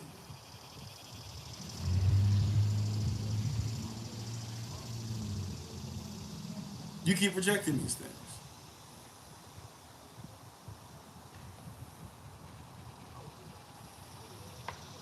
Thank you, moderators. I appreciate y'all. I see y'all busy over here today. Y'all kind of busy over here, but I see y'all really busy over here today. They don't like this, but it's the truth. Right? You got to implement kingdom. They've implemented a system of wickedness, and I don't mean they as in white. They, as in the followers of the devil, have implemented a kingdom of wickedness. You better implement a kingdom of righteousness. I'm sorry. They have implemented a system, a world. The word world in Greek. They have implemented the world. The world is a system. It is a wicked system. We must implement kingdom. We don't have to create it because it's already here. And Yah gave us things in this system, including, how you doing, Sister Carla? Including holy days. The holy days help to protect. Remember, Leviticus 23 is what we told you guys to focus in on and read through if you haven't had a chance to, so you know where we're coming from and where we're starting from at least. Leviticus 23:29 specifically said, when we don't follow the holy days, we shall be utterly cut off. Right? You've been cut off from yourself. This is why you need to be. This is why you need to remember. Come on, if I come, just have your way today. Have your way in this place. Right? You got to remember. You got to remember. I'm gonna say it a couple more times as I'm typing this in. Forgive me for not being in full screen for a second of being up here, but I'm doing some typing real quick. You got to remember. Remember. Remember. Remember, beloved. What are we talking about today? You got to implement the kingdom. You got to implement this. You got to put it in place. You got to remember. Okay, so just in case you don't get it, right? Remember. And some of y'all see me talk, use this before. I haven't used this in a while, but you'll get it, right? We are supposed to be part of a body, correct? Okay. If something happens to a body, if something gets ripped apart, the body gets ripped apart, they call it dismembering or dismembership, right? To dismember means to cut apart, to cut off. So if I have 5 fingers, right, and all of a sudden one is cut off, it means it is what? It is dismembered. If I find that finger, right, and I decide that I'm going to go ahead and I'm going to put it back on, right, and I put it back on or whatever, I can go to the hospital, whatever, put some ice on it, they put it back on, they put it back together, right? It's remembered. But even after you're remembered, no matter how short a time if something was dismembered, once it's remembered, you still have to go through a process of what? Or you could do the same thing with a tooth. You'd have a tooth knocked out, put it in some milk, feed it, right? Make sure it stays cool, put it, bring it to the dentist or whatever, they might be able to put it back together for you, right? But you get remembered. But once something is remembered, you still have to go through, like, let's go back to the finger, right? Once the finger is back on, you still have to go through a process of physical therapy, Your body has to get used to it again, even with it being cut off for a little bit. Now imagine that you've been cut off from your culture for thousands of years. Or some of you don't want to go that long, fine. 600, 700, 800 years. A lot of you don't know that you were still mentioned as Negroes up until the 1550s. So let's be nice. That some of you don't know that the Negro was considered back then in Europe. In Europe, the European, and the Negro that lived in Europe, the European considered the Negro to be somebody who was swarthy. They considered him to be somebody who had locks. They considered him to be somebody who spoke Hebrew. They considered him to be somebody who was extremely, who was not bisexual, who was right at all, right? Was only a lover of one wife. They thought of him as being somebody who would put poetry over music on street corners, right? They believed that he was somebody who followed the Torah up until the 1550s, when they first started stealing land and saying that you couldn't call yourself a Negro anymore, and forcing them into Roman Catholicism or Christianity, right? Up until then, you had to what? You had to be, if you were a Negro, that's who you were. You were, they also called you Yahudi or Yahudiyeh. That was a Latin way of saying that you are Yahavah, you are Judah. You are the fourth nation, or the fourth son of Israel. Right? That's who you were. So you're going to have to remember. The goal is to get you away from who you are. That's why the holy days are so attacked. No wonder Ishtar, which is worshiping the moon goddess, no wonder Easter is something that they'll do all the time. But Passover is something they'll never do. Not in church. No wonder you don't even celebrate. Some of you never celebrated the Feast of Unleavened Bread, even though the Bible says clearly that's what you're supposed to do. Matter of fact, here's the wild part. All these holy days are things that Yahavah, the Messiah himself, who you say you must follow, he did all of those things. That's the reason, one of the reasons he had to follow all the law, right? That's one of the reasons why he was qualified to die for you. But here you are talking about you're a living sacrifice. Following him and carrying your cross the same way he did, which means if you carry your cross, you're basically carrying what's going to cause your death, right? You're going to give up your life. You're going to sacrifice yourself upon this for what it is that you believe. You say you believe what he believes. You say he is your Lord. But somebody says follow the holy days. Somebody says, oh no, that's Old Testament. As if somebody didn't just make Old and New Testament up in the last few hundred years.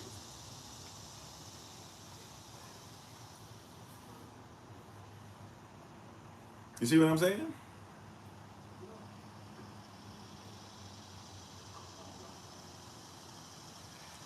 Okay, I don't know. All right, what's going on in the chat?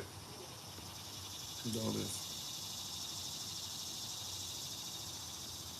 Oh, Robert Decker saying something. Okay, somebody else had muted him too. Okay, well, all right, moderator. I guess do you think I don't know what was said originally.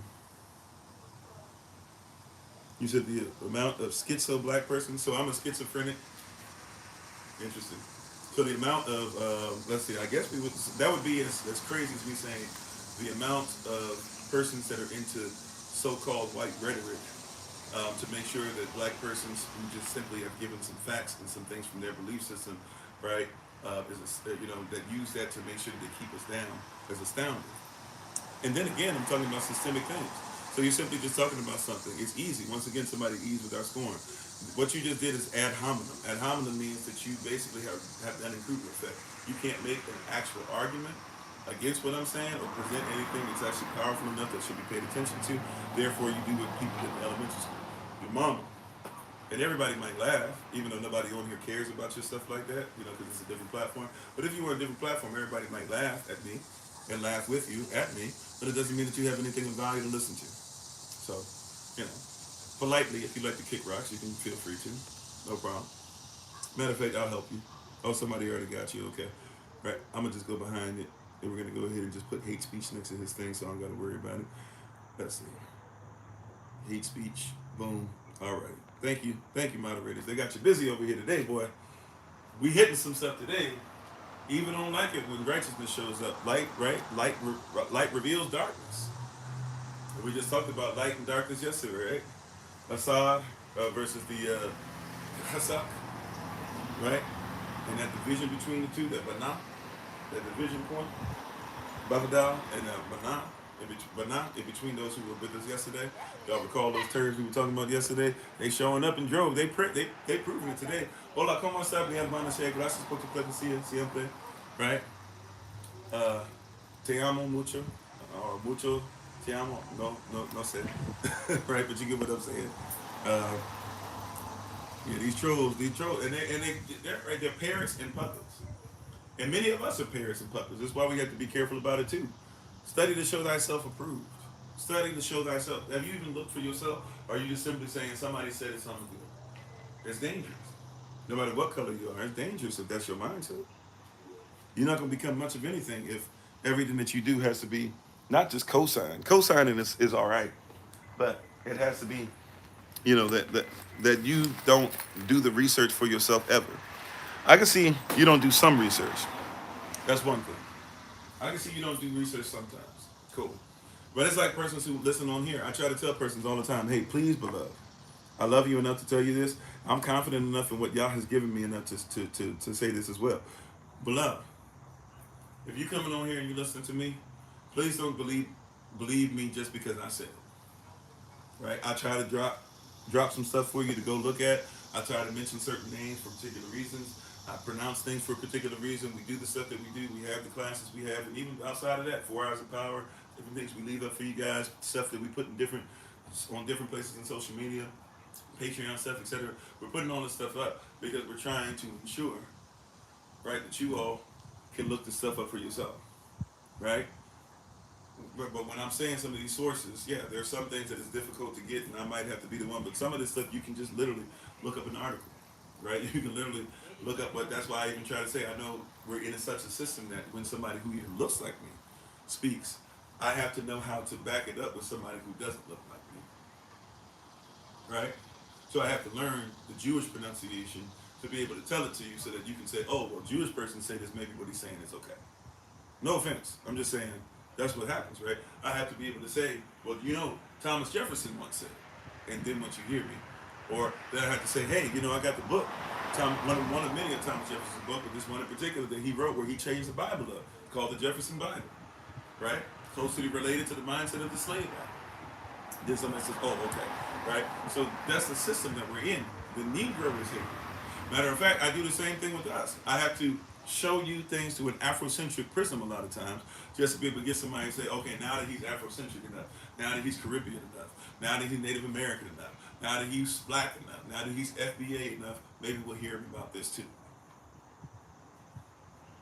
Shalom, Sister Kimberly. Praying for you still. Hopefully all is getting better day by day. Right? But it's because of the system. And these holy days are part of the system. So anyways, I forget where I was. What was Passover.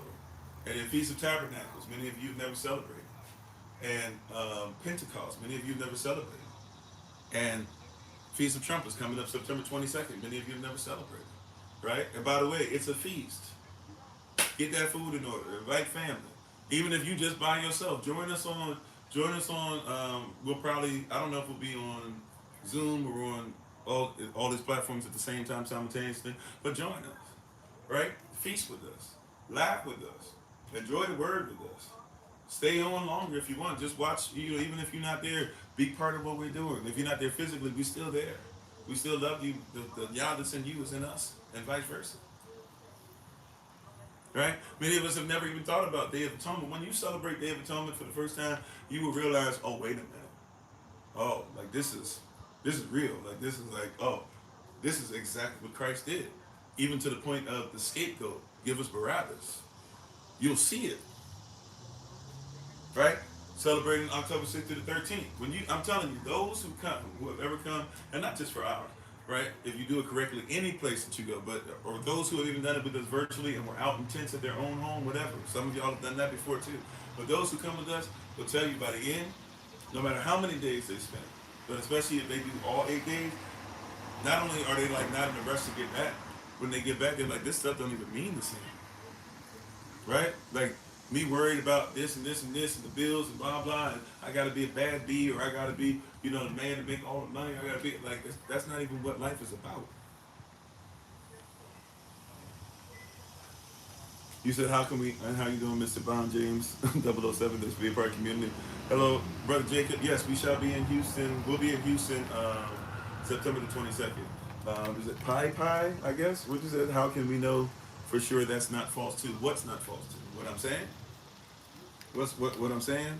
I guess it depends on your perspective, right? I'm coming from a specific perspective off of a specific culture, right?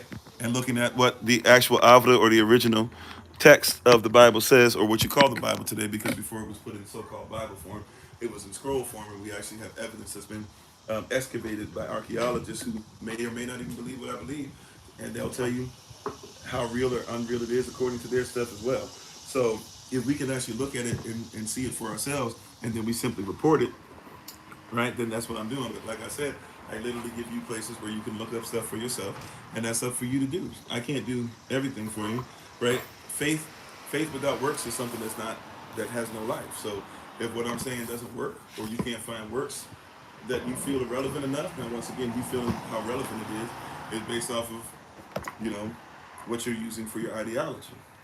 I really don't have much to do with that, but I'm not sure exactly what, so I don't want to assume. Can you tell me specifically what you're talking about? Maybe I can jump to it. The feast.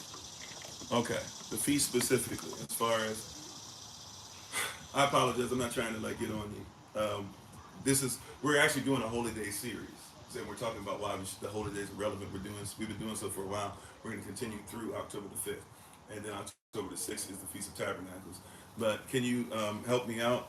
Like, are you saying how do we know that the person's doing it correctly? Are you saying how do we know we're doing it correctly? Are you saying like, and if you don't mind my asking too, like, what is your reference point as far as what do you think is relevant? Like, do you hold the Bible of extreme relevance? Are you learning about it? You said, is it Jewish? Is it Talmudic? Well, the Talmud speaks for the Talmud. So okay, great. So thank you. So that'll help me. So the Talmud speaks for the Talmud, right? The Talmud, you have to and see. We have to study this, and I'll give you this stuff. I'll say this for you to be able to look up stuff for yourself. That being said, though, the Talmud is the Talmud, and a lot of persons make the mistake of believing the Talmud is something that goes with the Torah. That's a lie that's been spreading, especially in the last like couple hundred years, really last 100 years probably more than anything else. But the Talmud itself is something that goes against the word, and really that's what we should look for. If we know that there's certain things, especially like let's say it like this, for those who call it the Pentateuch or Pentateuch, we know that Genesis or so-called Genesis, Exodus, Leviticus, Numbers, Deuteronomy, we know what those 5 books, we know they are the books of Moses. Some would even say add on 2 other ones, and I don't necessarily, I'm not against it per se, but I'm still doing some research to see how valid the other 2 are, but they don't necessarily go against the books of Moses. That being said, we at least agree, everybody would usually, right? Christian, follow the way, Hebrew Israelites, kingdom citizen or kingdom sovereign, excuse me. We'll usually all agree. Okay, we can go for sure. Genesis, Exodus, Leviticus, Numbers, Deuteronomy. Most of us don't have a problem with Joshua, Judges, Ruth. First Chronicles, Second Chronicles, First Kings, Second Kings, First. Or I'm sorry, I went out of order. First Samuel, Second Samuel, all that, etc., etc. Right? We usually don't have a problem with these things. Now past the 66 books, even though the 66 books does mention other books you read, for whatever reason, the person's having an argument about that. But let's just do it like this. If we had the 5 books of the Bible, the first 5, right? Parashat, the Genesis, Shamat, or Exodus, Leviticus, what we call Numbers, because it starts talking about what happened with the Numbers in Deuteronomy, which is talking about the second law, or Moses mentioning for the second time law as he gets ready to go ahead and give up the ghost because he can't go into the land of Canaan. If we were to go off of that, just that, not talking about the so-called Old Testament, but just off of that, if we were to do that, we would have an issue that would pop up. The issue that would pop up with the Talmud specifically is that the Talmud does not match with the Bible or the Talmud or the Bible or the scrolls of the Torah or the Old Testament. It doesn't match what it says. Right? Now, are there some things that match? Sure. But remember, somebody can give you a half. Let's say it like this. It's a saying we say here. If I give you a half truth, is that the truth or is it a lie? I'm not saying half the truth revealed. I'm saying if I tell you a whole story, but out of all my story, half of my story is true. Is the story true? Is the story a lie? It's a lie, right? Okay. If I give you a whole story, and out of the pie of that story, so to speak, right? If we could make a pie diagram, so to speak, of it, if 10% of the story is false and 90% of the story is true, is it truth or is it a lie? It's a lie, right? So a half truth is always a whole lot in that context, right? Not saying what's not revealed to you yet. I'm saying if somebody gives you a whole bunch of stuff and you realize that a whole bunch of it is a lie, then it's not the truth. And any great lie is believable because it has some truth mixed in,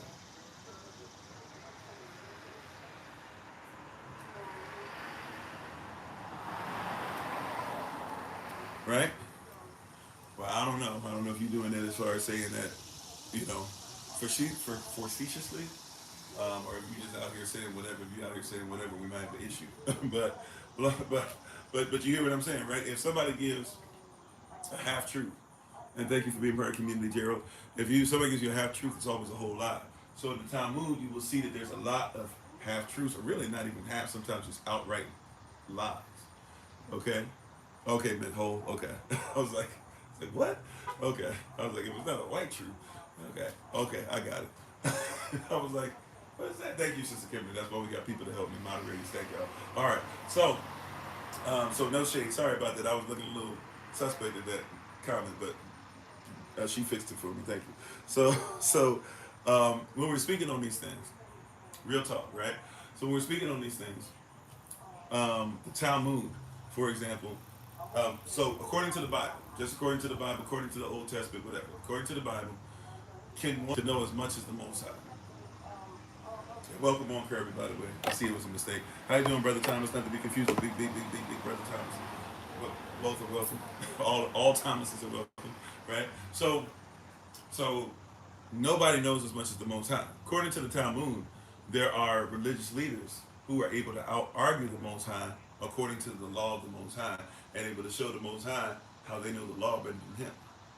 According to the Talmud. According to the Bible, is it okay to SA a child? Of course not, right? According to the Bible, one deserves death for doing that. But according to the Talmud, one can do so.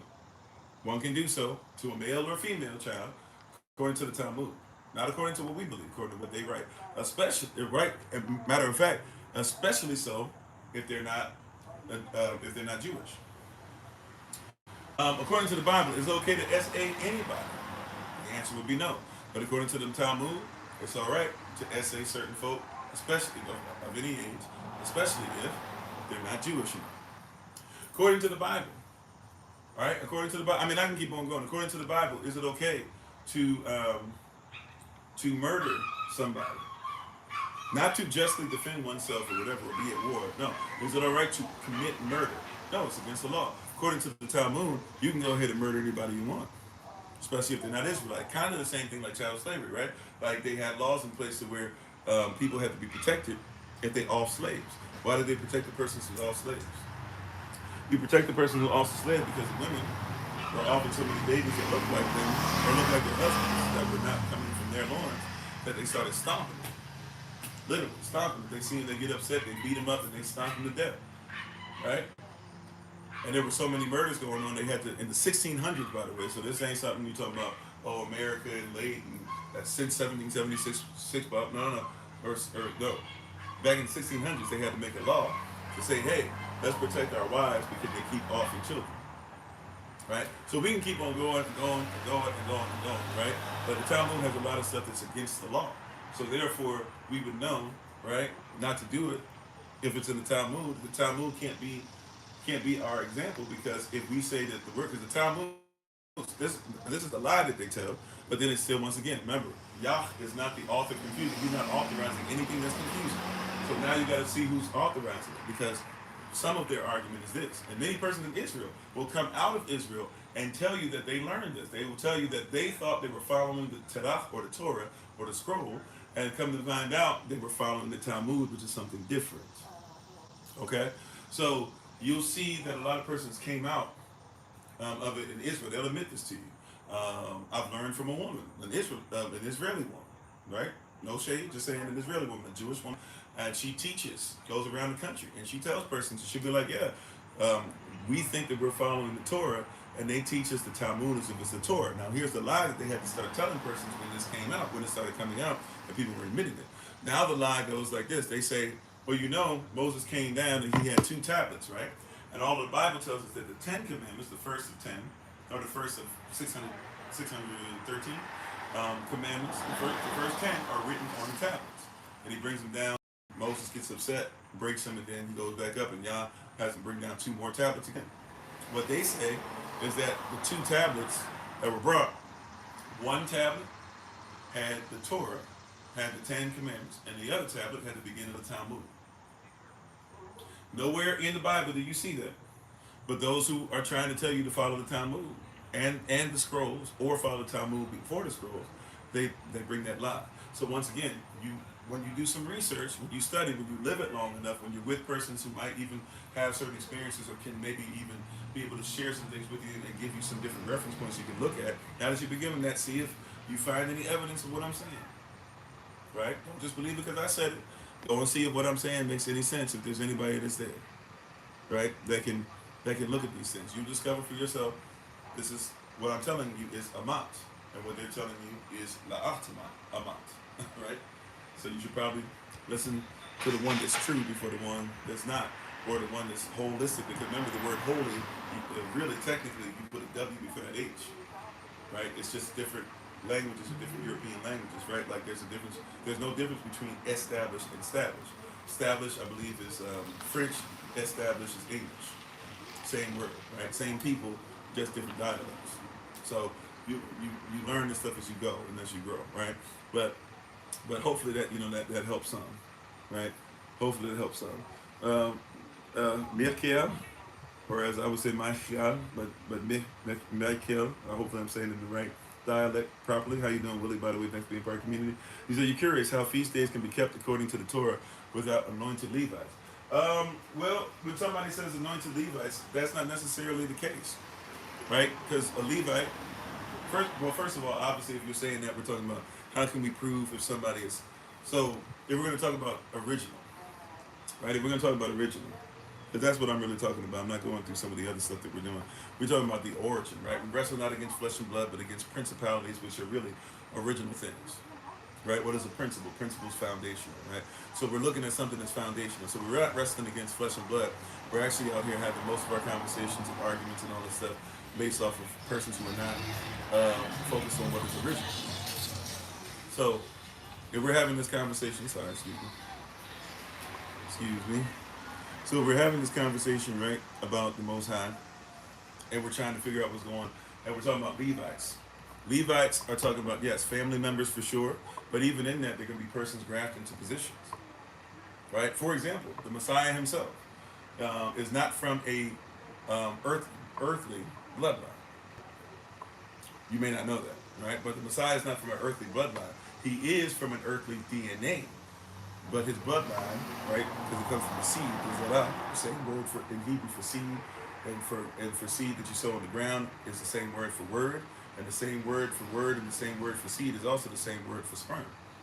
So the Messiah, as far as a seed or a sperm, his bloodline is not of earth.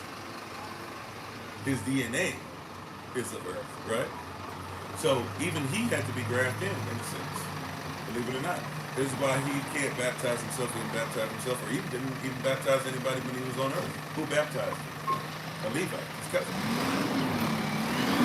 Right? Now he was adopted into the covenant. When you're adopted as a child, when you're accepted as a child, when you're adopted in, then you basically have the same birthright as the children of the actual father.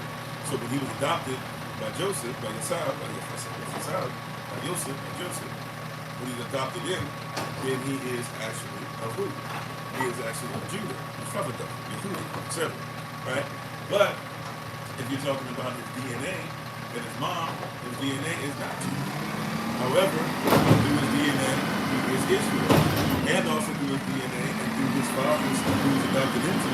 If you look at who we got, we see that everybody that's ever existed on the planet Earth is also accepted into what he was adopted into. So by DNA, he's Israel, right? By adoption, he's Judah. By bloodline, his blood is not of this earth. That's why when his blood hits the ground, like anybody else's blood ever to exist in history, before or since, when his blood hits the ground, not only does it cry up, but it's cry out from the ground. But this time, when his blood hits the ground, then everybody who had died, or not everybody, I can't say everybody, but resurrection took place, right?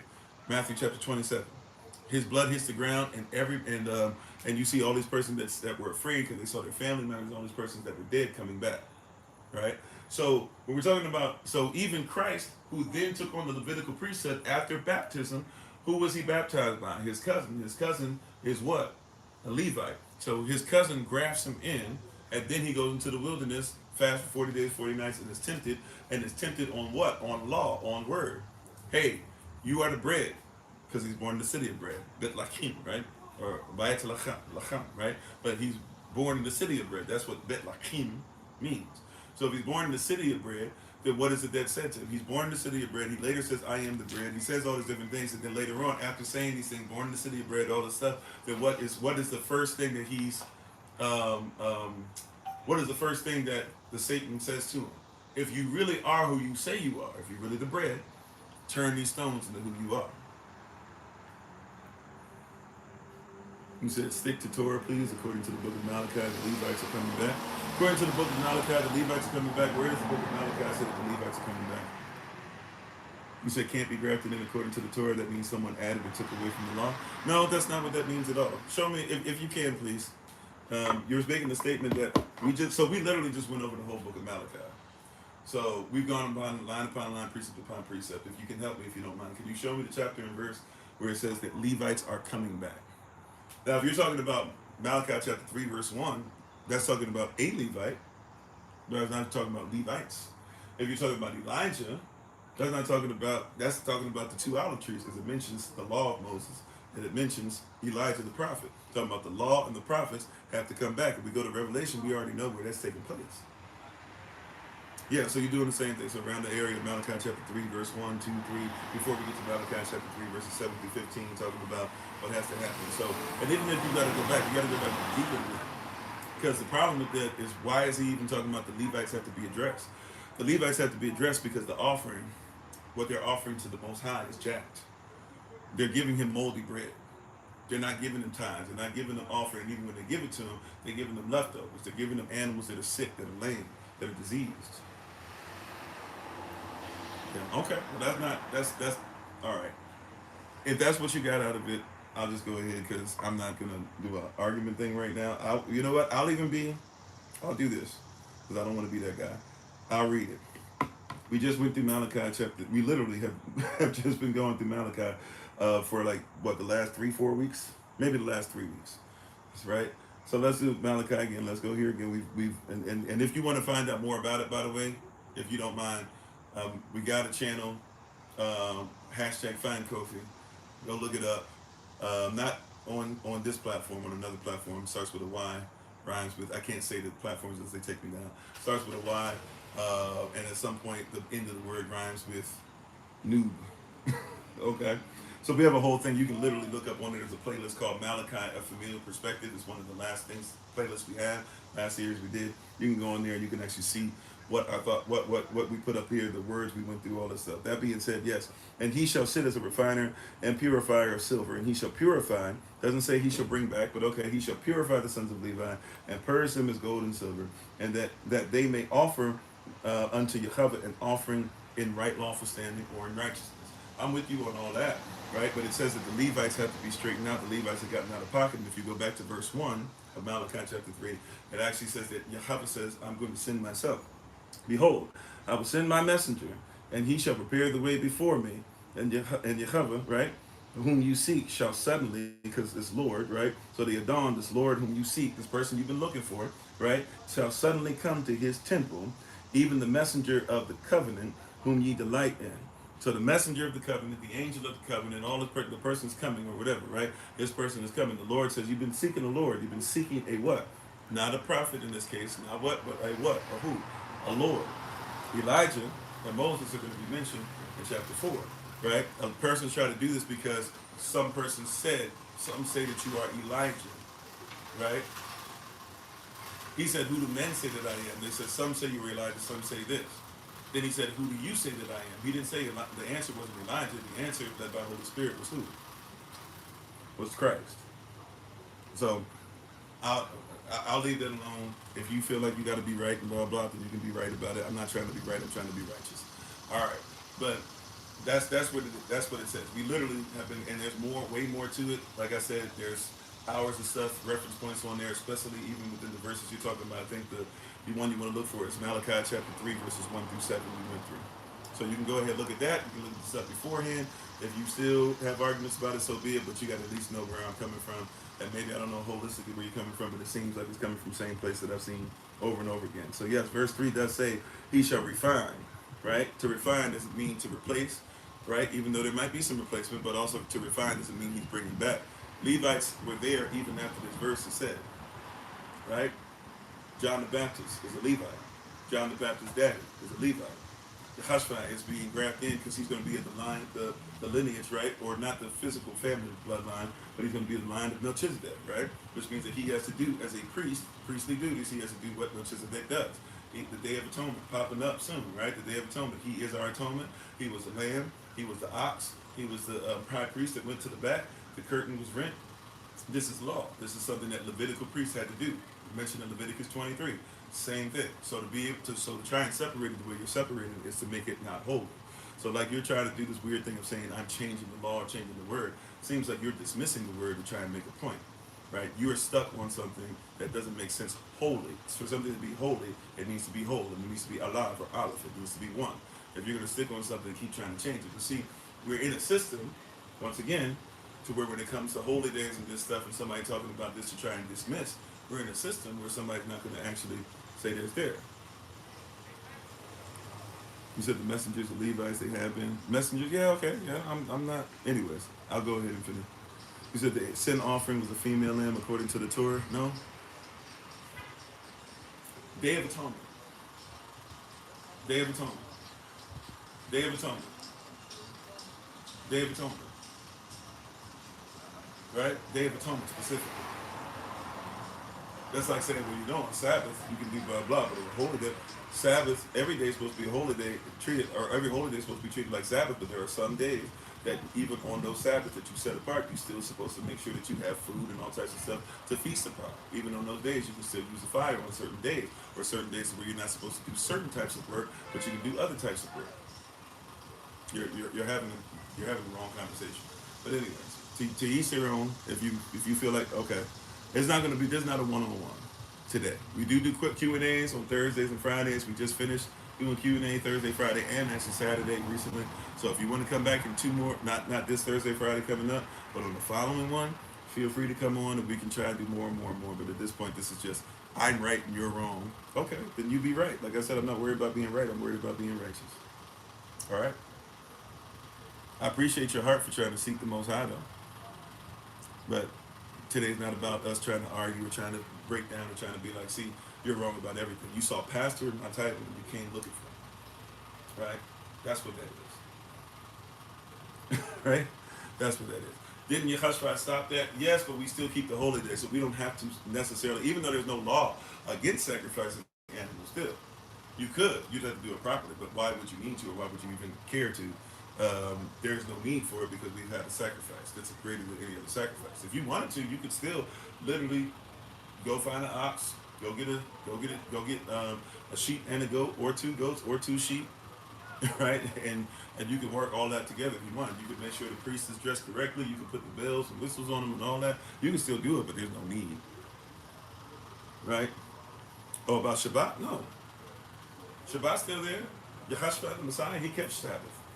John the Revelator, not John the Baptist, but John the Revelator, he kept the Sabbath. He just said that the Sabbath is not, we're not made for Sabbath. Sabbath is made for us. But we still take a day of rest. For certain. The calendar didn't go anywhere. We still follow the calendar. Right? We're still supposed to keep these. We're in a system that tells us not to. Now, once again, the system tells us not to, but tells us to uphold other holy days. You got to ask yourself, well, then, if I'm saying that he got rid of those, why? And I don't believe in the holy day, not you per se, but everybody. If I got rid of those, right? Then what is it about? You said Yah says your sacrifices. What does that mean? Yah says your sacrifices. I'm sorry. I'm just being honest. I'm gonna have to kind of steer this back, but it seems like we're getting into the Q&A phase or stuff of like, hey, just question for the sake. The question, not necessarily you, but obviously is changed a little bit. So I do have to stay focused, and I don't have much time left, and we do have to get on the road today, right? You said forget your sacrifices. Where does it say forget your sacrifices? I'm sorry. Can you just give me the chapter and verse? Because I'm not familiar. I don't want to like mess it up. But you're saying forget your sacrifices. Like even you being a living sacrifice, right, is a sacrifice. But you have to base that off of what? What was the sacrifice the whole time?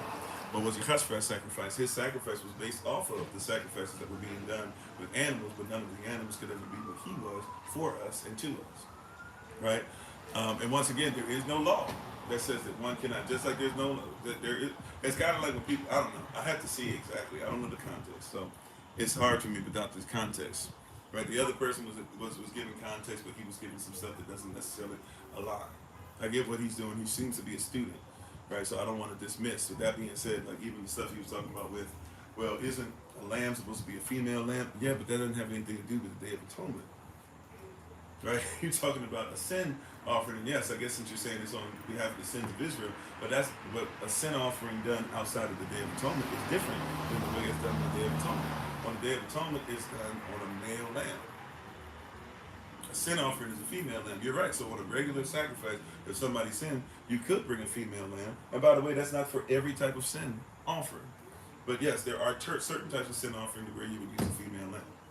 That doesn't mean that on the Day of Atonement that you use a female lamb. Matter of fact, on the Day of Atonement, there's 2 lambs or 2 goats, which could also be referred to as lambs nowadays because of other cultures. You call them kids, but it could be 2 lambs. Lamb could refer to 2 goats or 2 sheep, right? Because they're related very well. And then, but usually we have 1 goat and 1 sheep, right? The goat would be the scapegoat. The sheep would be the one that would be sacrificed, right? Or the lamb, the male lamb.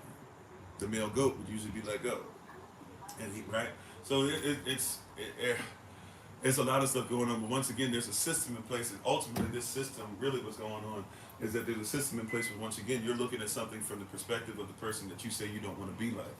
The person who you say did all the stuff that was dirty, or did all the stuff that was wrong, or did all the stuff that was, outside the pocket, the person that was the different things, right? You said that it says that he did. I'm sorry, I'm going to have to leave it alone. I'm trying my best to help, but you're not really giving, I'm going to look that up. Mercy, sacrifice. Okay, so I have Jeremiah chapter 33, verse 11. It says, the voice of joy and the voice of gladness, the voice of the bridegroom, the voice of the bride, the voice of them that shall say, praise Yahavah of hosts. For Yahavah is Tabah, for his mercy endureth forever. And all them that shall bring the sacrifice of praise and of them that shall bring the sacrifice of praise into the house of Yahavah. For I will cause to return the captivity of the land as the first, saith Yahavah. So that's Jeremiah 33:11 with mercy and sacrifice. Another place with mercy and sacrifice, Hosea 6:6. For I desired mercy, and not sacrifice, and the knowledge of Elohim more than burnt offerings. Okay, cool. So Hosea, that's where we're going. Hosea chapter 6, verse 6. All right. So Hosea chapter 6, verse 6, what is the context of this? Hosea, first of all, is a prophet. Secondly, he's a husband, right? Thirdly, as a husband, he's dealing with a wife who he was told to go and find a brothel and marry a prostitute, and the prostitute was very unfaithful, more than likely, at least because we know what he named his children, and his children basically all are named things like they don't belong to me, right? So in this, he's dealing with Israel and Israel being out of pocket. The same Israel that in Hosea we see them, our people perishing for different reasons, right? And not being obedient and not wanting to be intimate with the Most High. So what is the context of Hosea chapter 6, verse 6? The context is what? For I desired mercy. Let's go back to verse 4. O Ephraim, what shall I do unto thee? Ephraim was going to get themselves together to the point to where they're going to be placed down, and they're going to be part of the 144,000. Serious stuff going on here with Israel, within Israel, right? O Ephraim, what shall I do unto thee? O Yahavah, or O Judah, right? The one who sits on the throne, the ones who David shall sit on the throne in Revelation, right? What shall I do unto thee? For your tabah, or your so-called goodness, is like a cloud that comes up early. And as the early dew, it goeth away, right? And all the stuff that you think within yourself, you're righteous. It's like a cloud. It's like in the rising. Therefore, because have I hewed by the prophets, because I put all this stuff together through the prophets, I have slain them by the words of my mouth, and thy judgments are as the light that goeth forth. Right? Talking about those who are out of pocket. Not everybody, but those who are out of pocket. For I desired what? This is what Yahavah said. I desired mercy. Not that he says that I don't care about mercy. I desired specifically in this what? Mercy and not sacrifice. It doesn't say he doesn't want sacrifice, because even after this, enduring this, person shall still sacrifice. We know this, right? Like Hosea is not the end of the so-called Old Testament. It's not the end if you want to get into the what we call the Apocrypha, those 14 books that people usually just focus on, right? Even when Yahavah is on the earth realm, there will still be sacrifices, right? Even after he leaves, there will still be sacrifices, even though we don't need to have them at that point, right? But verse 6 says, for I desired mercy. In this particular instance, you're so busy on sacrifice, that's great, but how can you be someone that believes in the same law that says sacrifice, but not believe in the same mercy that the one you sacrifice to has? It's not saying that you shouldn't sacrifice, right? Or that sacrifice doesn't matter, because then Yahavah's sacrifice doesn't matter. Once again, I will say this again though. We don't have to literally sacrifice anything outside of, really, we should still sacrifice the lamb for Passover. Some do, some don't. I mean, you can go to the store and buy it or whatever. You don't have to stand there. If you can't take it, you're not used to it. But technically, like the animals, whether you're eating it when somebody else finished putting it together or you're doing it yourself, the animals still sacrifice. Right? And we have to sacrifice the lamb and choose the lamb and sacrifice it on what? We have to choose the lamb, right, on 4 days before Passover. Right? That's part of the holy day. Right? And so it's sacrifice. You choose the lamb is chosen, and then the lamb is, you're able to go ahead and eat what you have sacrificed. And you take the blood of what's sacrificed and put it on the doorpost. By the way, there's nothing that says you're not supposed to do that. I still do that. Right? For I desired mercy and not sacrifice, and the knowledge of the intimacy of Elohim more than what? Than burnt offerings. So if somebody's giving me offerings, right? Like that's like going to Yahavah, right? If we go to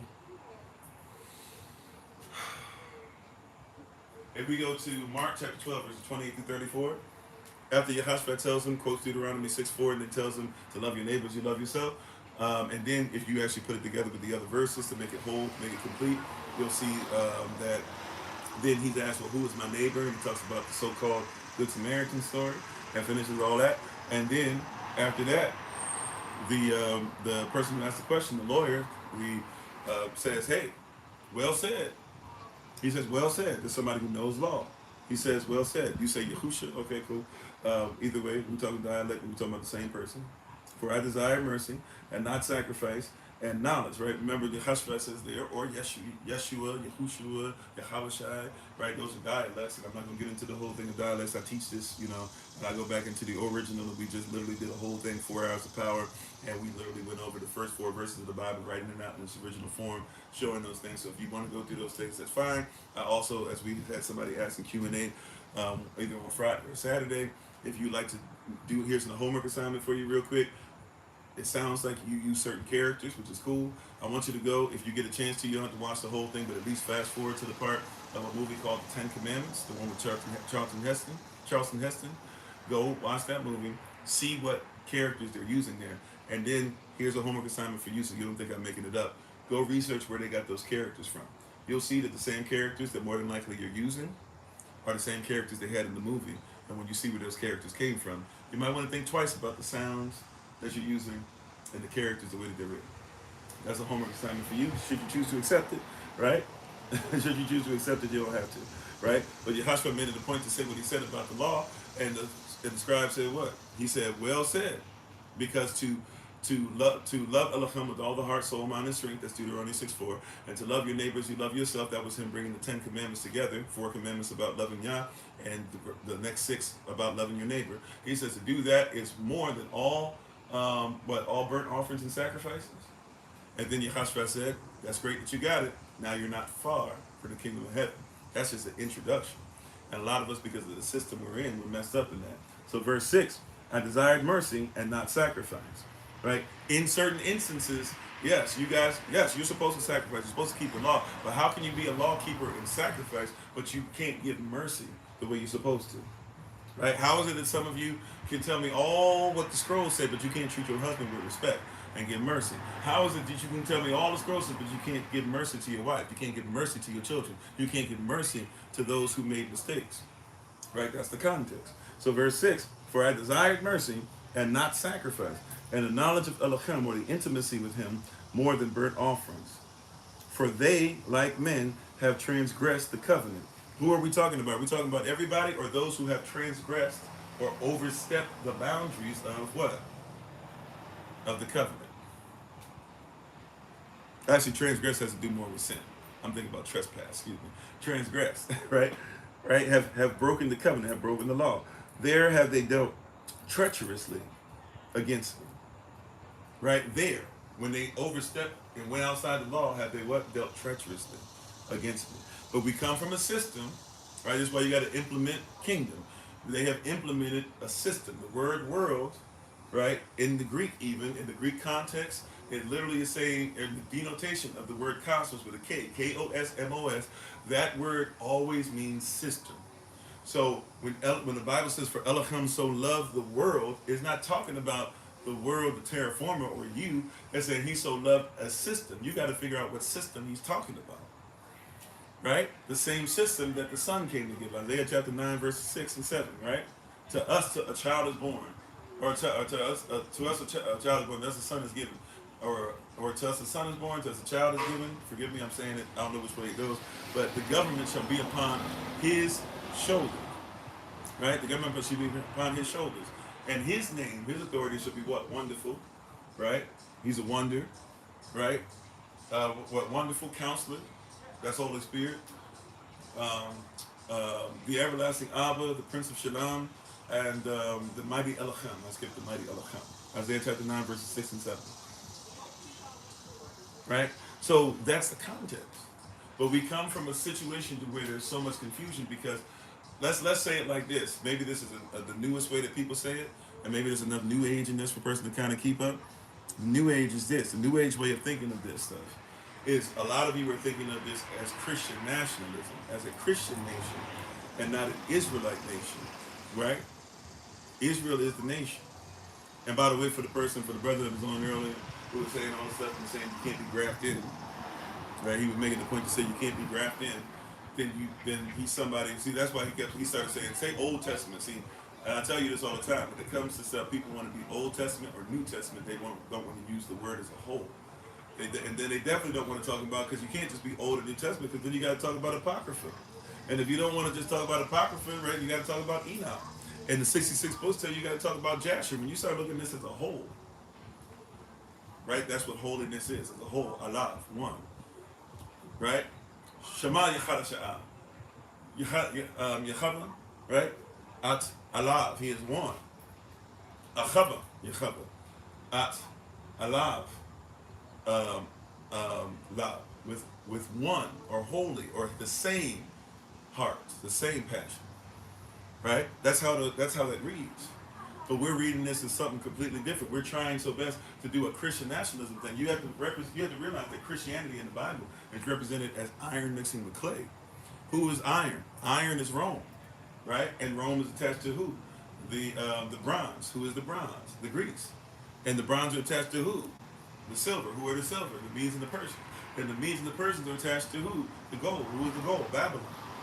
A lot of persons have a Babylonian prison. That's why you have to be careful. Once again, with Rome, the thing about Rome that persons miss too is that when Rome is split into two feet, right? When the iron mixes with clay, when that happened in 538 with Justinian and Theodora, they go to Eastern Rome, right?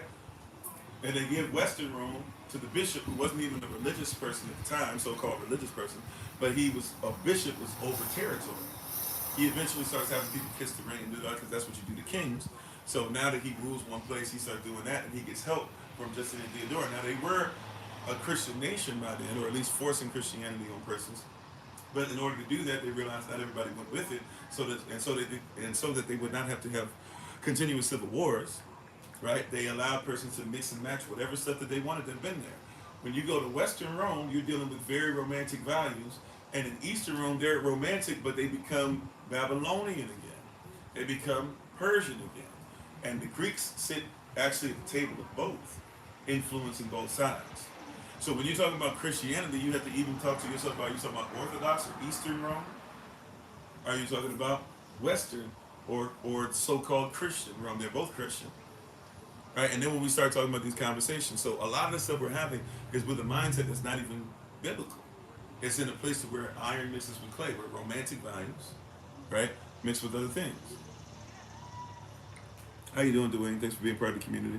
How you doing, Seaside? Thank you for being part of the community. Right, so that's what I'm saying. There's confusion. So some of you, so the person even that was having the conversation with you earlier about Malachi, right, who eventually, we just had to politely ask, because the whole thing was like, you're wrong, you're wrong, you're wrong, you're wrong, you're wrong, and today's not the day for that. I'm trying to show that there's a system. We're trying to implement kingdom. See, this might not be common sense, but I'm not treating you as commoners. I'm treating you as kingdoms, kings. I'm treating you as malachi, malachi.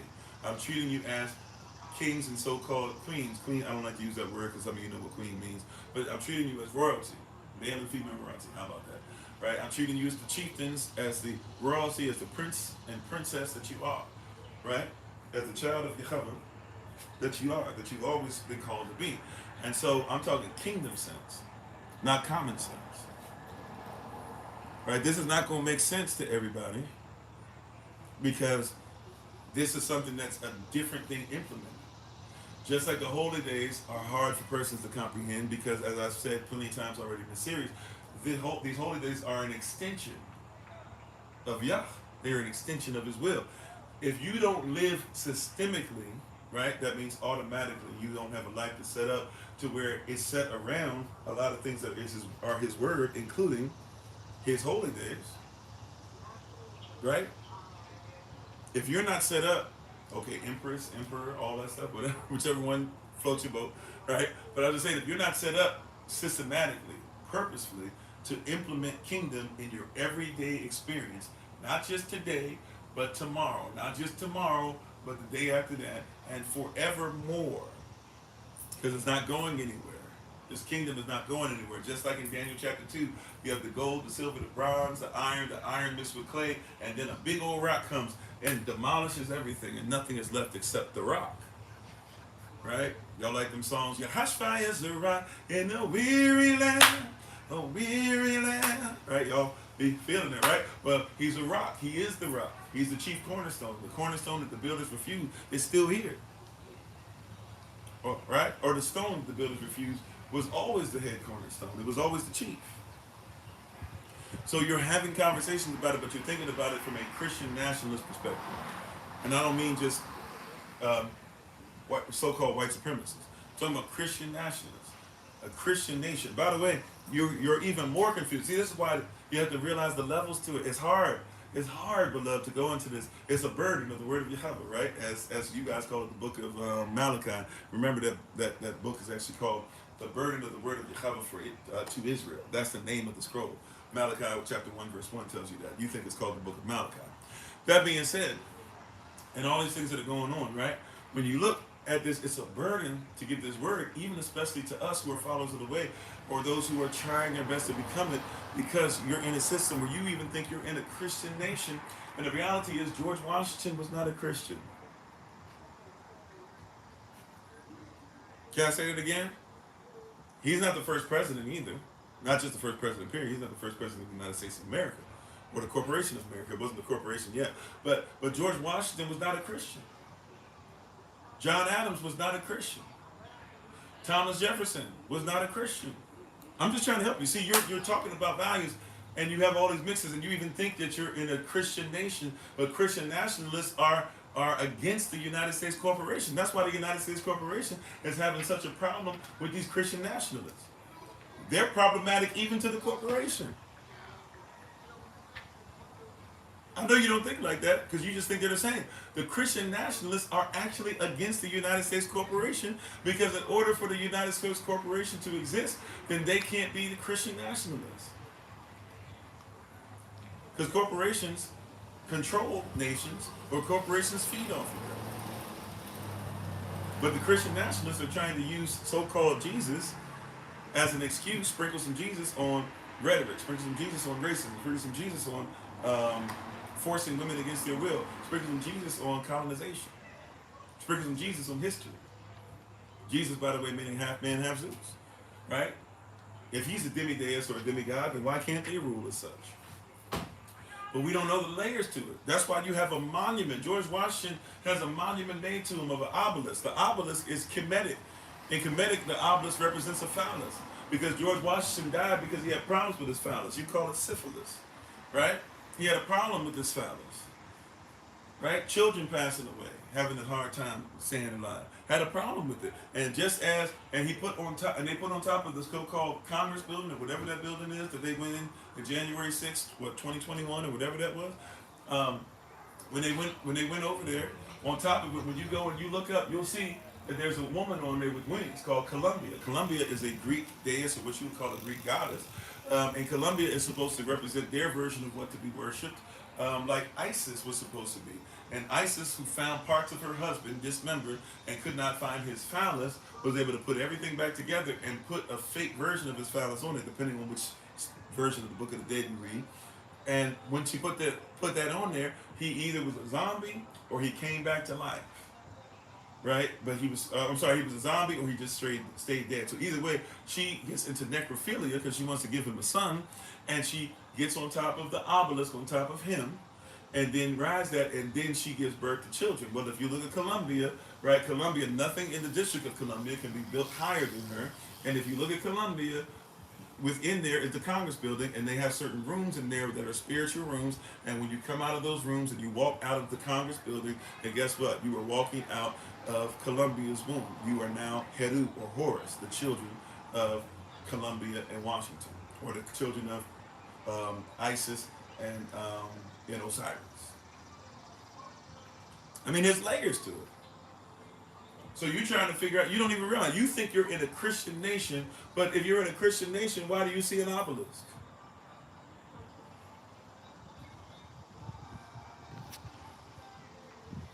You see what I'm saying? This is why it's tough. It's hard to speak on this stuff because we're so inundated with so much filth and nonsense that we don't know where it comes from. And it's hard to research and study it. And even when somebody gives us the truth, we're so, watch this, we're so emotionally invested in what we want that we don't necessarily care about what we need.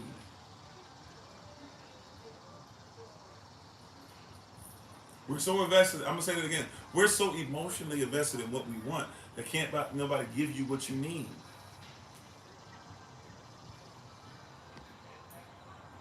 Why would I take that as a compliment? And if I don't take it as a compliment, it's because you got too many people who come on here that say racist rhetoric. But you see what I'm saying? Right? If that's who it is, anime. Right? We have so much rhetoric, and we are so emotionally invested, but we're emotionally invested in lies. So it's difficult to give somebody truth. You know, a baby is emotionally invested in getting fed, but the baby can be so emotionally invested in getting fed that it won't eat. Right? You have to calm the baby. You got to get the baby back together. You got to get the baby to relax, right? So that they can receive. The sincere milk is there, but because the baby's hungry, and I get it. I'm gonna be mad at the baby for being hungry. I'm not mad at the baby, but you got to do something to be able to get the baby. If the baby will get fed, then you're just gonna have mama crying and baby crying. Daddy come home, what the world's going on? I understand why the baby's crying, but why are you crying? Well, because when mom can't feed, she gets engorged, right? Sisters, y'all tell me, I've never breastfed. So if I'm lying, I'm flying. If I'm lying, I'm wrong, right? Y'all call me out. But last time I checked, if a sister can't, if the mother can't feed, it hurts. Because she has what the baby needs. And the more the baby cries, the more her body sends signals, get it, get it, get it. So it gets worse and worse and worse. And the baby's right there. The mouth is right there. But it's so emotional, so angry, so frustrated that it can't get what it needs because it's thinking about what it wants, what it lacks, not realizing that what it needs is already provided. So a lot of times we're having conversations out of hurt, anger. This person, all of them deserve that. I'm gonna get revenge. I can't wait. Vengeance is not even yours. And if you keep talking about stuff coming from a place of you just want to get vengeance on everybody, or you just want to be in charge of everybody did you dirty, and now this is your opportunity to have whatever, then you're gonna miss what's there for your need. How you doing, Goat? Thanks for being part of the community.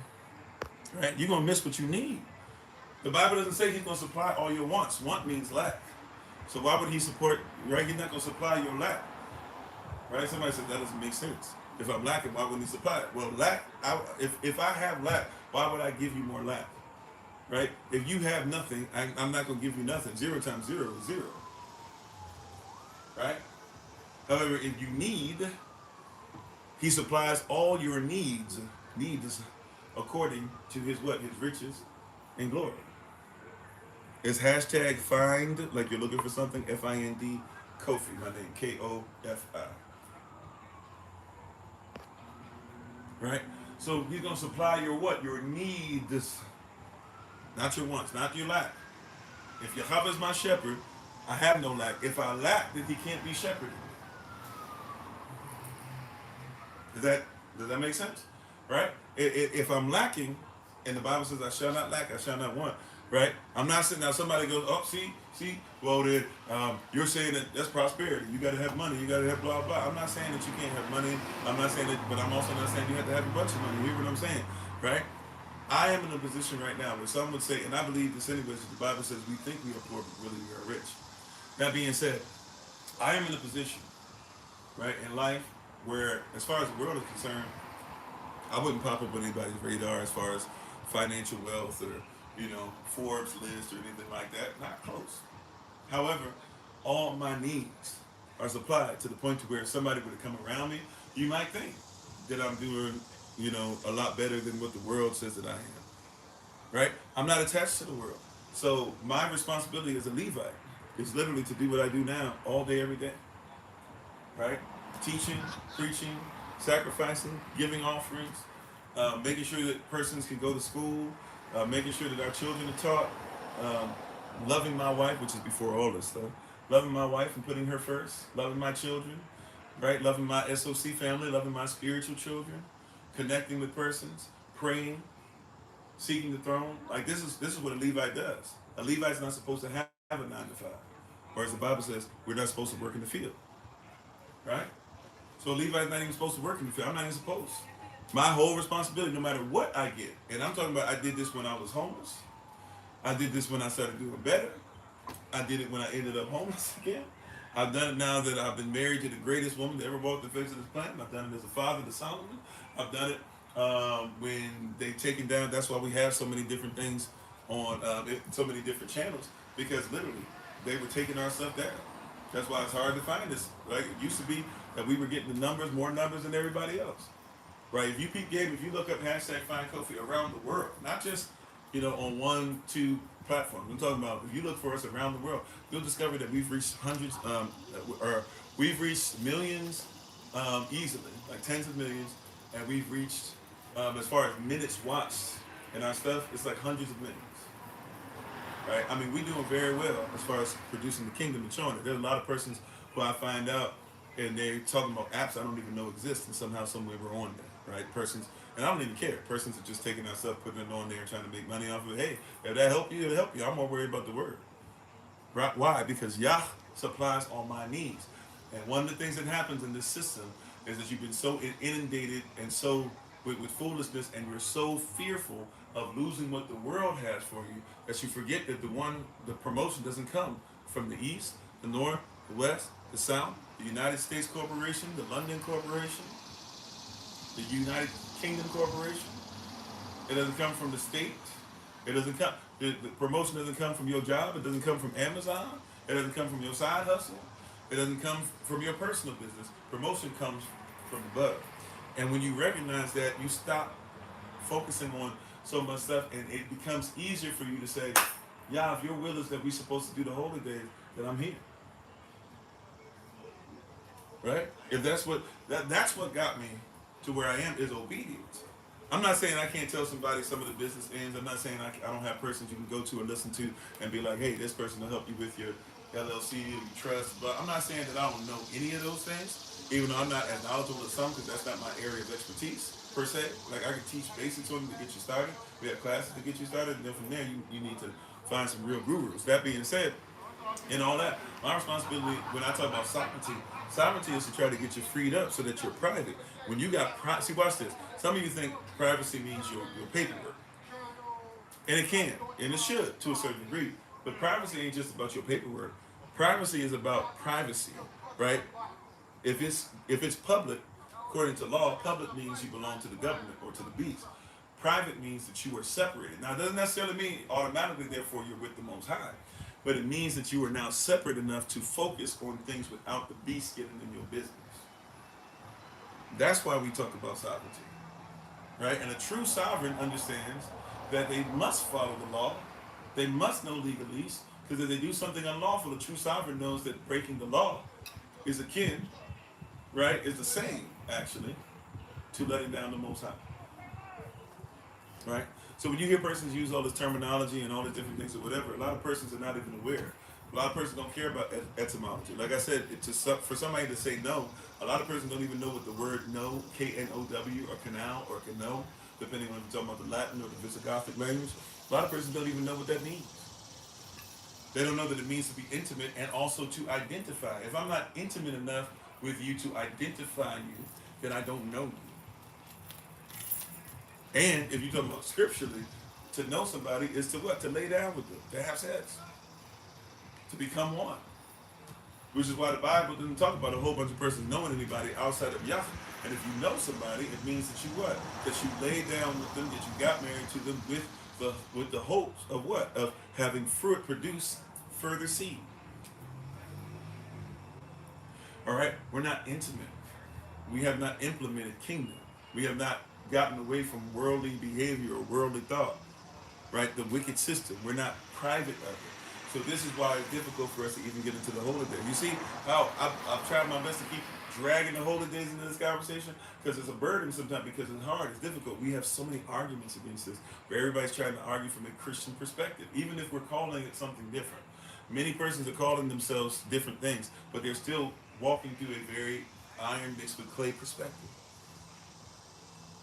Salah.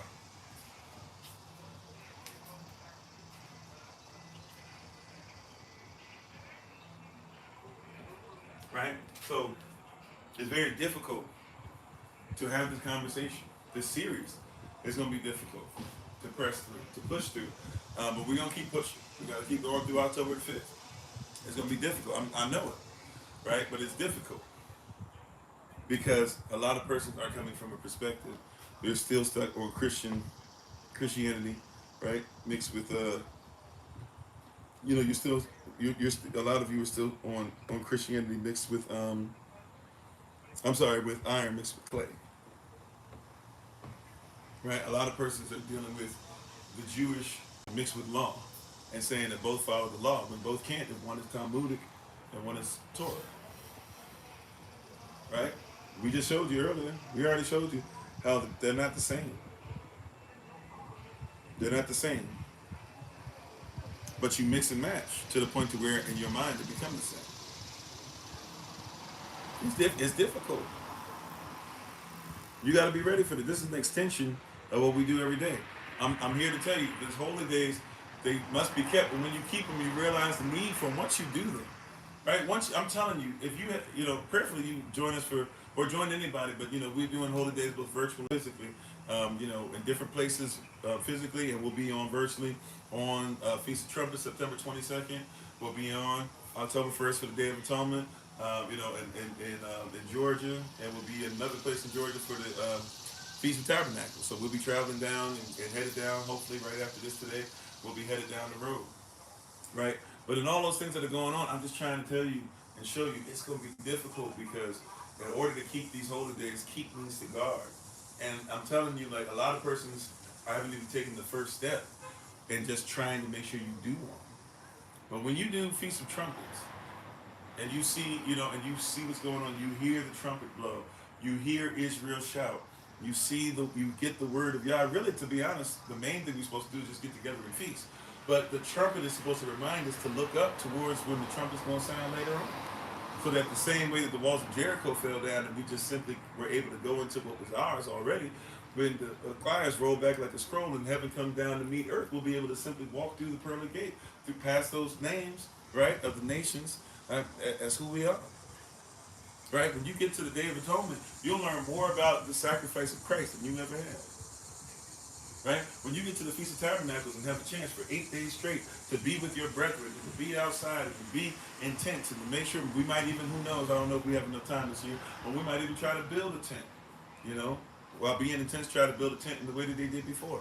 But when you see these things, when you do these things, when you get together, when you gather, when you come together, in righteousness over and over and over again, it hits different. Right? But these are things we're supposed to do. It's supposed to be systemic. Autonomy. Autonomy, right? If you're dealing with autonomy, right, then it's automatic. This should be something that's automatic. If you have an automatic vehicle, right, and not manual transmission, but automatic transmission, it means you ain't got to worry about doing all this. You don't have to have a clutch, because it automatically does what you need.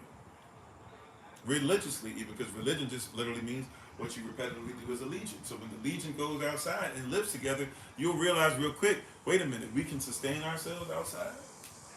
Wait a minute, you know, we can cook outside, we can do this, we can go to our tents, we can have a big tent, we can have worship, we can have praise, we can do music, we can baptize, our children can have fun. Wait a minute, we literally can do this. You start thinking about this different, because what happens with a lot of you is you've been taught to separate, not to separate yourselves, to be holy. Right, Babadal, like we learned yesterday, for those who are part of 4 hours of power, you haven't learned to Babadal or set yourselves apart. No, what a lot of you have learned is to separate from everybody and try to get as much done as a slave to the system, or as an indentured servant, bare minimum, to the system, and hope that that works out. So you're like, hey, I'm just trying to make it. Somebody say, hey, what's up, player? How you doing? What's your response? Man, you know, I can't call it. Take it one day at a time. Hey, man, I'm out here just trying to make it. Hey, man, I'm just trying to be like you when I grew up. These are all ways of basically saying, like, hey, I don't really have time to come together, do what y'all says or whatever. I'm just out here trying to do whatever I can to survive. But you weren't called and created to survive. You were created to thrive. You weren't called to just survive. You were called to thrive. But many of us are in survival mode so much, and have been taught that survival mode is all there is. And you're not going to get it through this system. One of the biggest things about the holy days, as we take our leave for the day too, right? One of the biggest things is about coming together. Coming together. I say this all the time. I mean it every time I say it, regardless of what people think about it or whatever. I say it all the time. All right? I need you to recognize, I need you to understand this. Right? Not to comprehend. Understand. That means to be under the standard. Right? Some of you, no, I overstand. In this case, I need you to understand. I need you to be under the standard, or at least consider, right? Free will, free choice. Consider being under the standard. You ready? One of the biggest things that's missing in the law and the scrolls and the Bibles for us, we the people of Israel, as we come back together, we as kingdom, those who are grafted in, those who are followers of the word, etc. We are missing that. All these persons you've seen everywhere in your so-called Bible, Apocrypha, Jasher, Enoch, Chronicles of Noah, the list goes on and on, whatever. All these places, all these things that you're seeing, Testament of Yahavah, etc., right? All of these things that you're seeing, we lived together. Right? Paul, when he writes letters, writing letters to persons that he lived with. John, when he writes letters, writing letters to persons he's lived with, or persons who know persons that he lived with. Peter, when he writes epistles, letters, writing letters to persons that he lived with.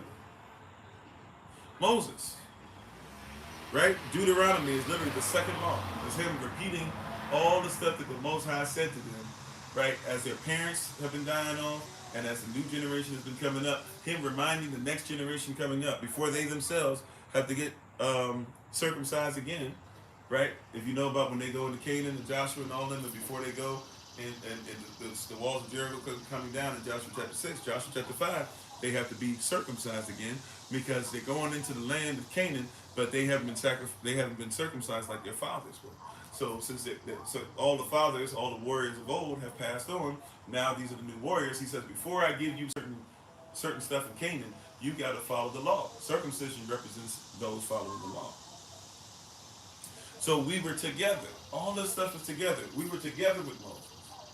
Right? Guess what? Abraham had a bunch of folk living with him. We were together with Abraham. We were together with Isaac. We were together with Israel. We were together in Kemet and Goshen. These are families. This is a family. Remember, we say this all the time here at SOC. We say this all the time here at SOC, that the Bible is not written to everybody, and it wasn't written for everybody. It wasn't written by everybody. Who was it written by? It's written by a particular family, right? Who have a particular belief system. And if anybody comes into the belief system and lives as the family does, they can become one and united in the family, and they no longer considered to be of another nation. They're considered to be us. Right? Rahab, harlot. When we sent the spies in, and we said, why did you help us, Rahab? She said, we already know who you are. We've seen what you've done. We know it's just a matter of time, and I don't want to be part of the nation that goes. I want to serve who you serve. All I ask is that my family be able to serve and become part of the nation too. Come on in. Ruth, you can go back. You don't have to be with us anymore. You were with us. You were married in. Now, son has died. You can go back with your sister-in-law, former sister-in-law. Y'all can go be Moabites again, or Moabitess again. No. Your Elohim shall be my Elohim. Your nation, your people shall be my people. Come on in. Right? This is one of the biggest things that's missing, and the holy days is one of the best things to keep us together. Right? One of the holy days is one of those things, but you have to implement a system. This is a system. The way our family works is systemic, yo. There's automatic things that must be done.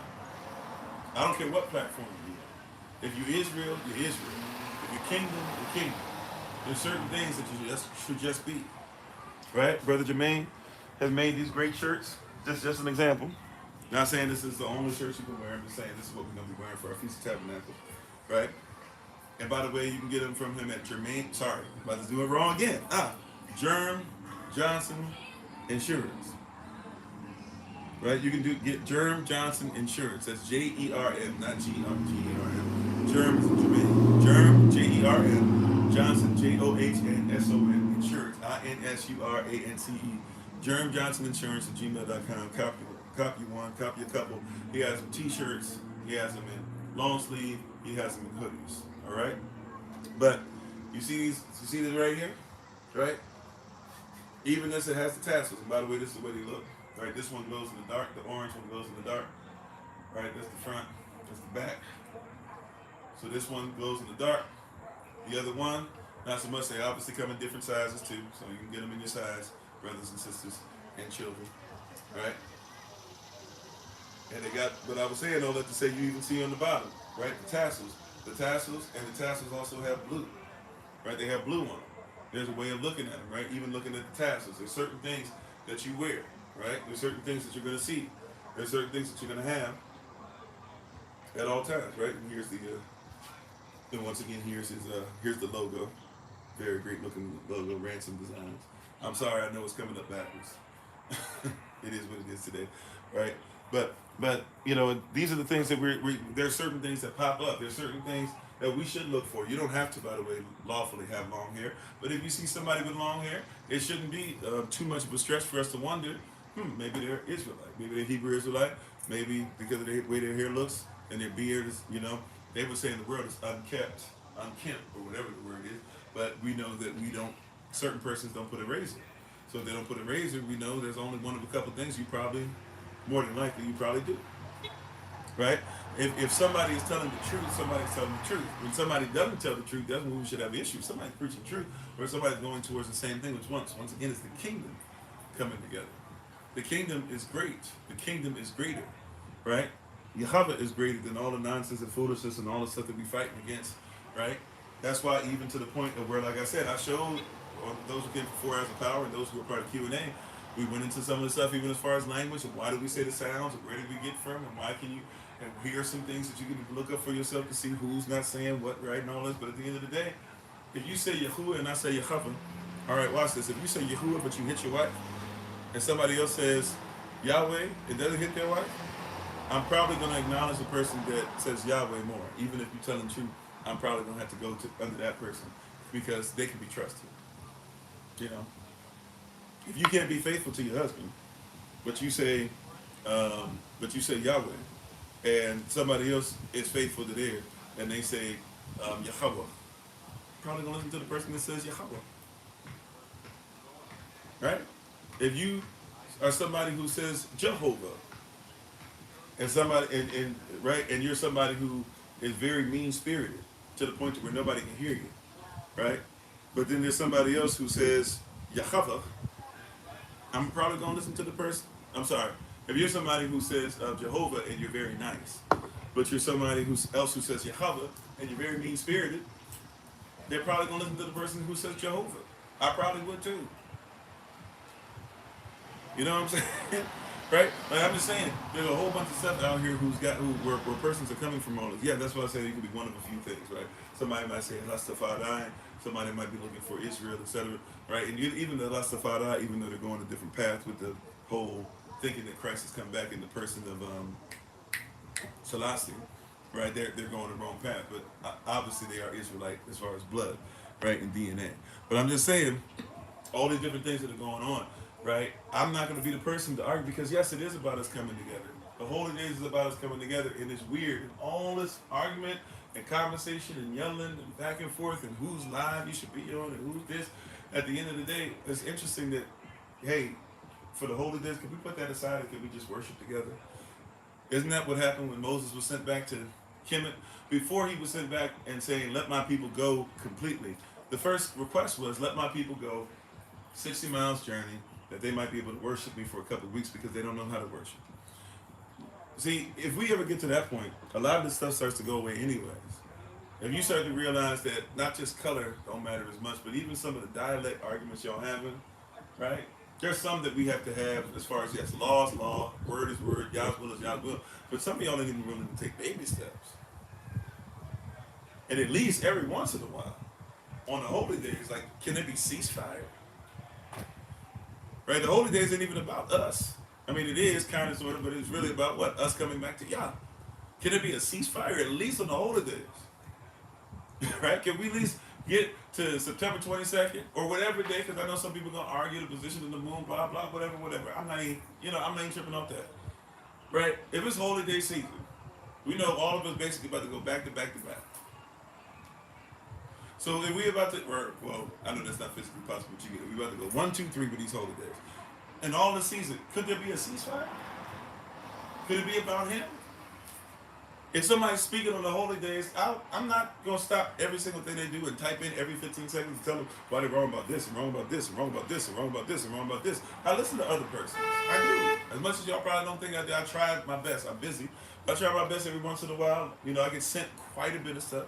It's not humanly possible for me to keep up with everything, but I try my best to go through as much as stuff, or at least pieces, big pieces of stuff, chunks of stuff as much as I can. And if somebody's saying something, especially if it's getting people to the truth, guess what I do? Hey, preach. Praise Yah. Hallelujah. Hallelujah. Mahalalel. All praises to the Most High. Right? Because at least we're coming back. We're coming back and being remembered. And as we said earlier, you could have been dismembered. But once you put back on, now here comes the physical therapy. It's going to take us a minute to work as a body. But the goal is to work as a body.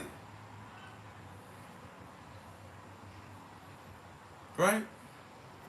We got to work as a body. It's the body of believers. Yahavah is not the head of a whole bunch of bodies.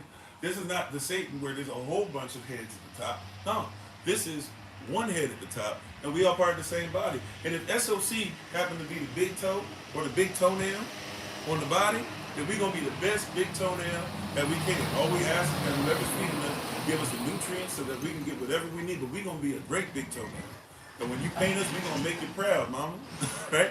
And everybody that look at your feet, if they get in the feet, they're going to look at your feet and say, your feet are well done. We're going to do what we're supposed to do. All we can do is be the big toenail. But we're going to be part of the body. Right? That's all we can do is be part. If we're not part, I'd rather be the big toenail on the body, right, than be the head of something that's going to hell. And what's happening is everybody want to be the head. Last time I checked, ain't but one. Ain't but one head. I don't know if I know the name, Pastor the thing. Maybe I know him by face, right? But I'm just saying, the holy days coming together and the confusion on it and all this stuff. And you can even see today with me just trying to literally go through the holy days. We're even in such infight. We've been trained to fight against. We still doing that Willie Lynch thing. We still in them generational curses, them Deuteronomy 28 curses, Deuteronomy 28:54, where men are fighting against men because we don't like what the other person said. We jealous of the other person. Who cares, yo? If some of y'all might not notice, I'm not going to get into particulars, but earlier in the year, SOC, we had a little stuff with leadership or whatever. And no matter what's been said, blah, blah, this and that, guess what? Especially publicly. Maybe some of you found out some things behind the scenes and asked me about things. And even with that still, guess what? My response has always been the same. Are they preaching the truth? Is it the doctrine? Right? If it's the truth, then it's Yah. I ain't changed on that. I'm never going to change that because Yah's word doesn't change. If somebody preaching the truth, it's the truth. If somebody dap me up before they preach the truth, great. If somebody doesn't like me before they preach the truth, that's cool too. I don't care. I'm going to say I don't care. I love y'all. Y'all love me. And even with stuff, when we go through stuff with family, we still love each other. I'm just saying, that don't have nothing to do with truth. These holy days need to be done. And we need to stop allowing persons to try and cause us to rip apart. This is what we got to do. And if nothing else, like I said, at least let's start getting together. You know what's really interesting is we have a lot of arguments about all this stuff. But why don't we start with this? Let's meet first. Let's make sure everybody got food. This Feast of Trumpets coming up, right? Let's meet up. Let's make sure everybody got some food. That's feasting, right? Let's make sure we get a great word. And then after that, let's make sure we fellowship. That's what the scripture says.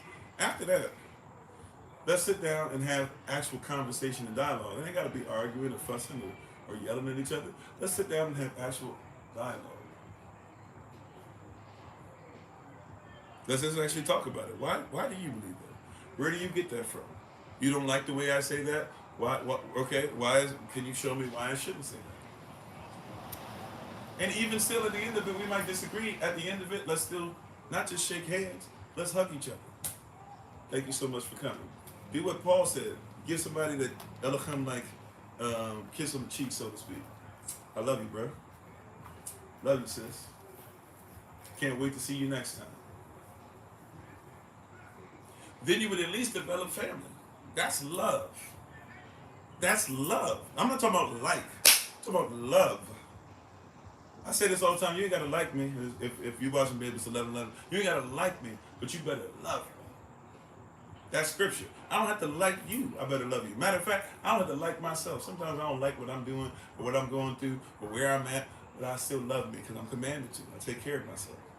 I didn't used to, but I'm commanded to, so I do. We don't have to agree on everything, but we got to love each other. And love each other. What did Yahavah say in John chapter 13, verse 34 and 35, I believe it is. I could be off on the verses, but John 13. He said, by what? By this will men know that you are my disciples. By what? By the way that you love one another. And don't be disciplined by your own discipline. Don't love each other by the way you would love each other. Love one another the way that I have loved you. By this will men know that you are my disciples. Love. Love is action. Right? At this point, we just talking against each other so much that when we gonna come together? I'm just be honest with you. I'm not saying that I'm gonna do this in my flesh to any organizations particularly. I'm just telling you the way it works. I'm be honest with you, bro. I'm be honest with you, sis.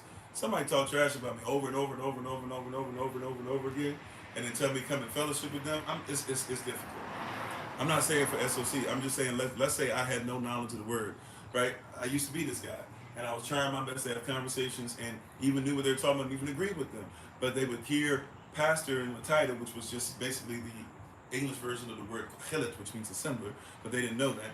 And they would basically come in downtown. Those of you who know about downtown DC, Chinatown, right there, 7th and H, where that big old sign is, and you see the Hebrew Israelites that would come there on the back of these big trucks, and they would be all glossed up and everything, and they'd be talking trash to everybody, calling all the men, forget my language, that's what they say, all the men were niggas, and all the girls were hoes and bees, and all this stuff like that, right?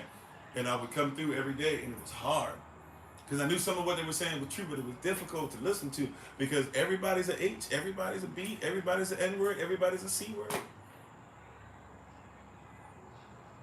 And then they be talking about, yeah, y'all N-words, y'all need to make sure that y'all come out for the holy days. What?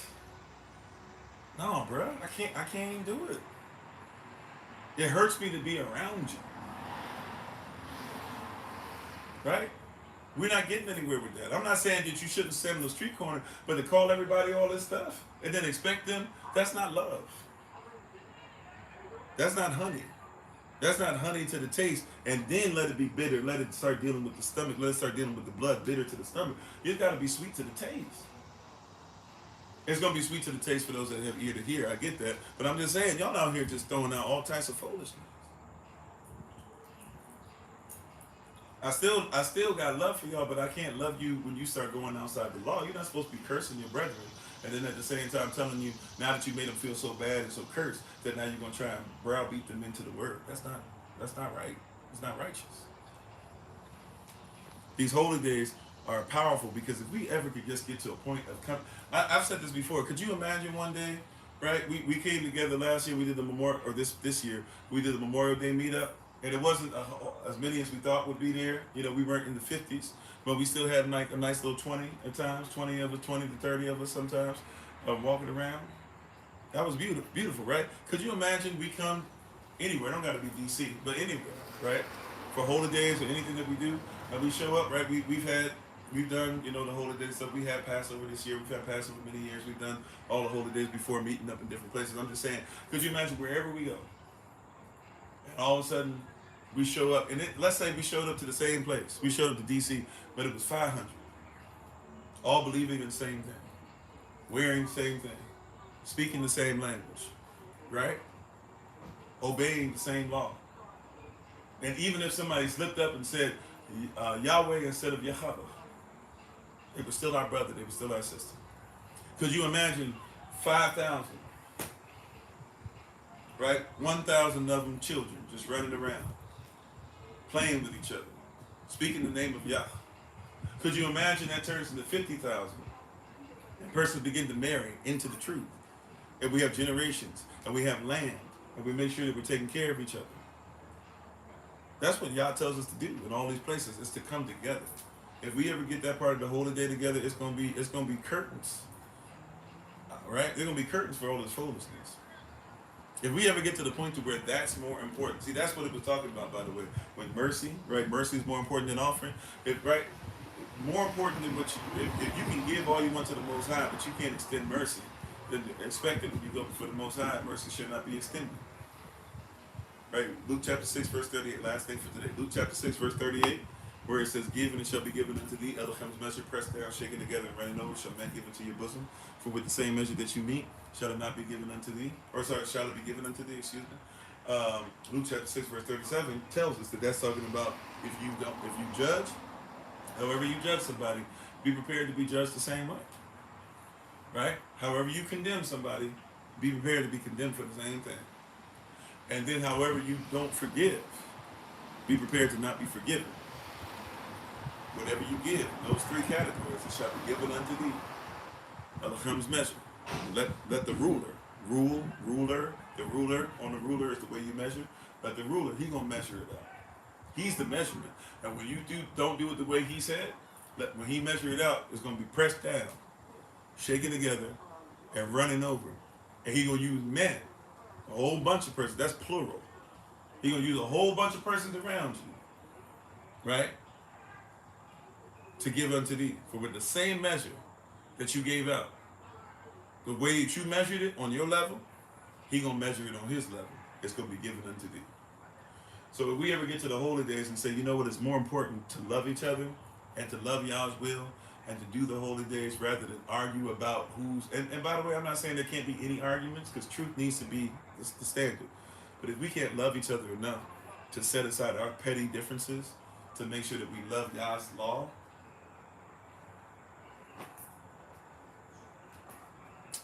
I'm just saying. Anyways, I love y'all. I hope what I said makes sense. We kind of went a few different ways. I pray that I was able to at least get us somewhat back on track. I feel like I dropped the ball a little bit. I should have just maybe muted earlier on a couple times going on today. It is what it is. But I pray. I feel like we accomplished the goal. We got past the finish line, even if I was limping a little bit. I got us there, I think. Or Holy Spirit got us there. Forgive me. So love you all to life. You all take care. Continue to do great things, amazing things. Pray for us. Prayerfully, we'll be on the road today. Prayerfully be on the road today.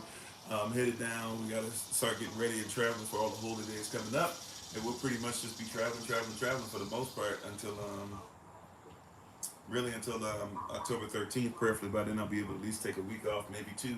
I might be a backup for some of the things, but I'm going to try to take as much time off. So when November, by the time we hit the last week of October, or if it be, hopefully, prayerfully, the first week of November when I come. By the way, when I'm gone, we'll still have persons who are coming on, so still come on, come get the word from all these great preachers and teachers that are part of SOC, and maybe, who knows, maybe we'll ask some others, who knows, to come on here or whatever, but, we already have persons, if you haven't seen them before, if you haven't been part of certain things where they preach and teach, we have excellent persons with excellent gifts and a lot of promise as they continue to grow, and hopefully you'll come and you'll listen to them and extend them the same, extend them the same respect that you would myself, prayerfully. So, but love you all to life. You all take care. Praying for you, praying for those. We've had quite a few persons. This is the season where we've been having quite a few persons who have been losing loved ones. We've also simultaneously been having a few persons that have been having births, coming in. So as you grow, I guess that just happens, right? As you grow, you just have more people, more stuff happens. But we're praying for all the families. We're praying, we're touching the green with the growth. We're touching the green with you guys, that y'all still going to be there, reborn with you. We put on so-called, we figuratively put on the sackcloth and ashes with you. We sit down and we pray for you. And we hope that all is well. And thank you again to everybody. I shall see you all tomorrow. Tomorrow for the live session and tomorrow for the evening session. And then I know Tuesdays and Wednesdays I've been trying to do a little bit here or there. We do have to do our class on Tuesday evening, the grafting session, but probably for the rest of the day Tuesday and definitely on Wednesday, I'll be honest with you, especially because of travel, I'm gonna be done. Okay, so y'all pray for me, pray for my strength, pray for my family. Thank you all for being on. I appreciate you. Pray for each other, support each other, love each other, support each other's businesses. Thank you, Brother Dwayne, all the jewelry and everything.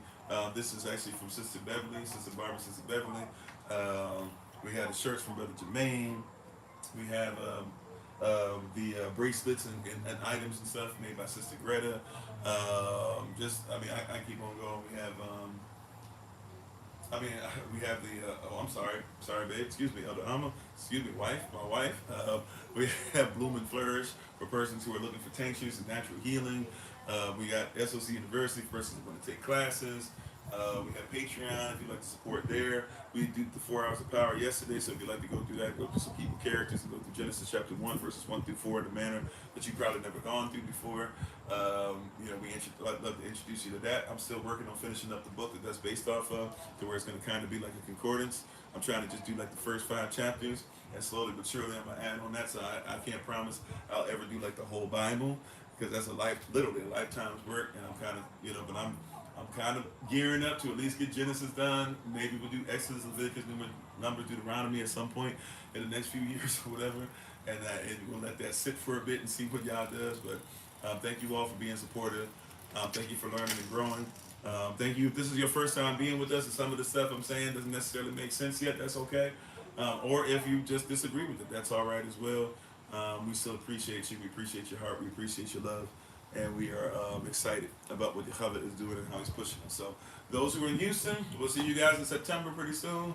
Those who are in Georgia, we'll see you guys October 1st. Everybody who's coming to Georgia for Feast of Tabernacles, we'll see you October 6th to the 13th. Those who are coming to all of stuff virtually, we'd love to have you and see you there as well. So schedule will be put out tomorrow for the rest of the week, next week. and pray for us, praying for y'all. And we will talk with you guys soon. As always, we give our honor and praise to the Most High, Yahavah. And we're going to do a shout out, by the way, I'm sorry, on TikTok. If you want to come over to TikTok and join us for the shout out, if you want to stick around for it, if you've never done a shout out with us and you want to see how it works, prayerfully you'll enjoy. But yeah, so you can come over to TikTok if you'd like to join us for the shout out, but just stay on TikTok. Thank you again, everybody, for being with us. But we give all honor and praise to the Most High, Yahavah. We give all honor and praise to him for my wife, Yana Ba'ama. Thank you to the moderators, ministerial staff, SOC, Lottie Dottie, and everybody. We shall be talking with you guys very soon. As always, this has been Pastor Kofi.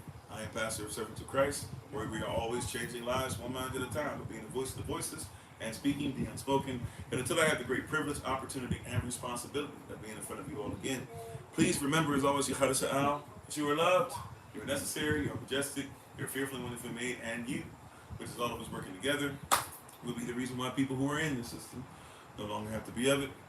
Shalom, peace, take care. Shalom, Allah Shalom, or Shalom Allah, first day of the week for us still on the calendar. We appreciate you. We'll talk to you guys soon. Take care.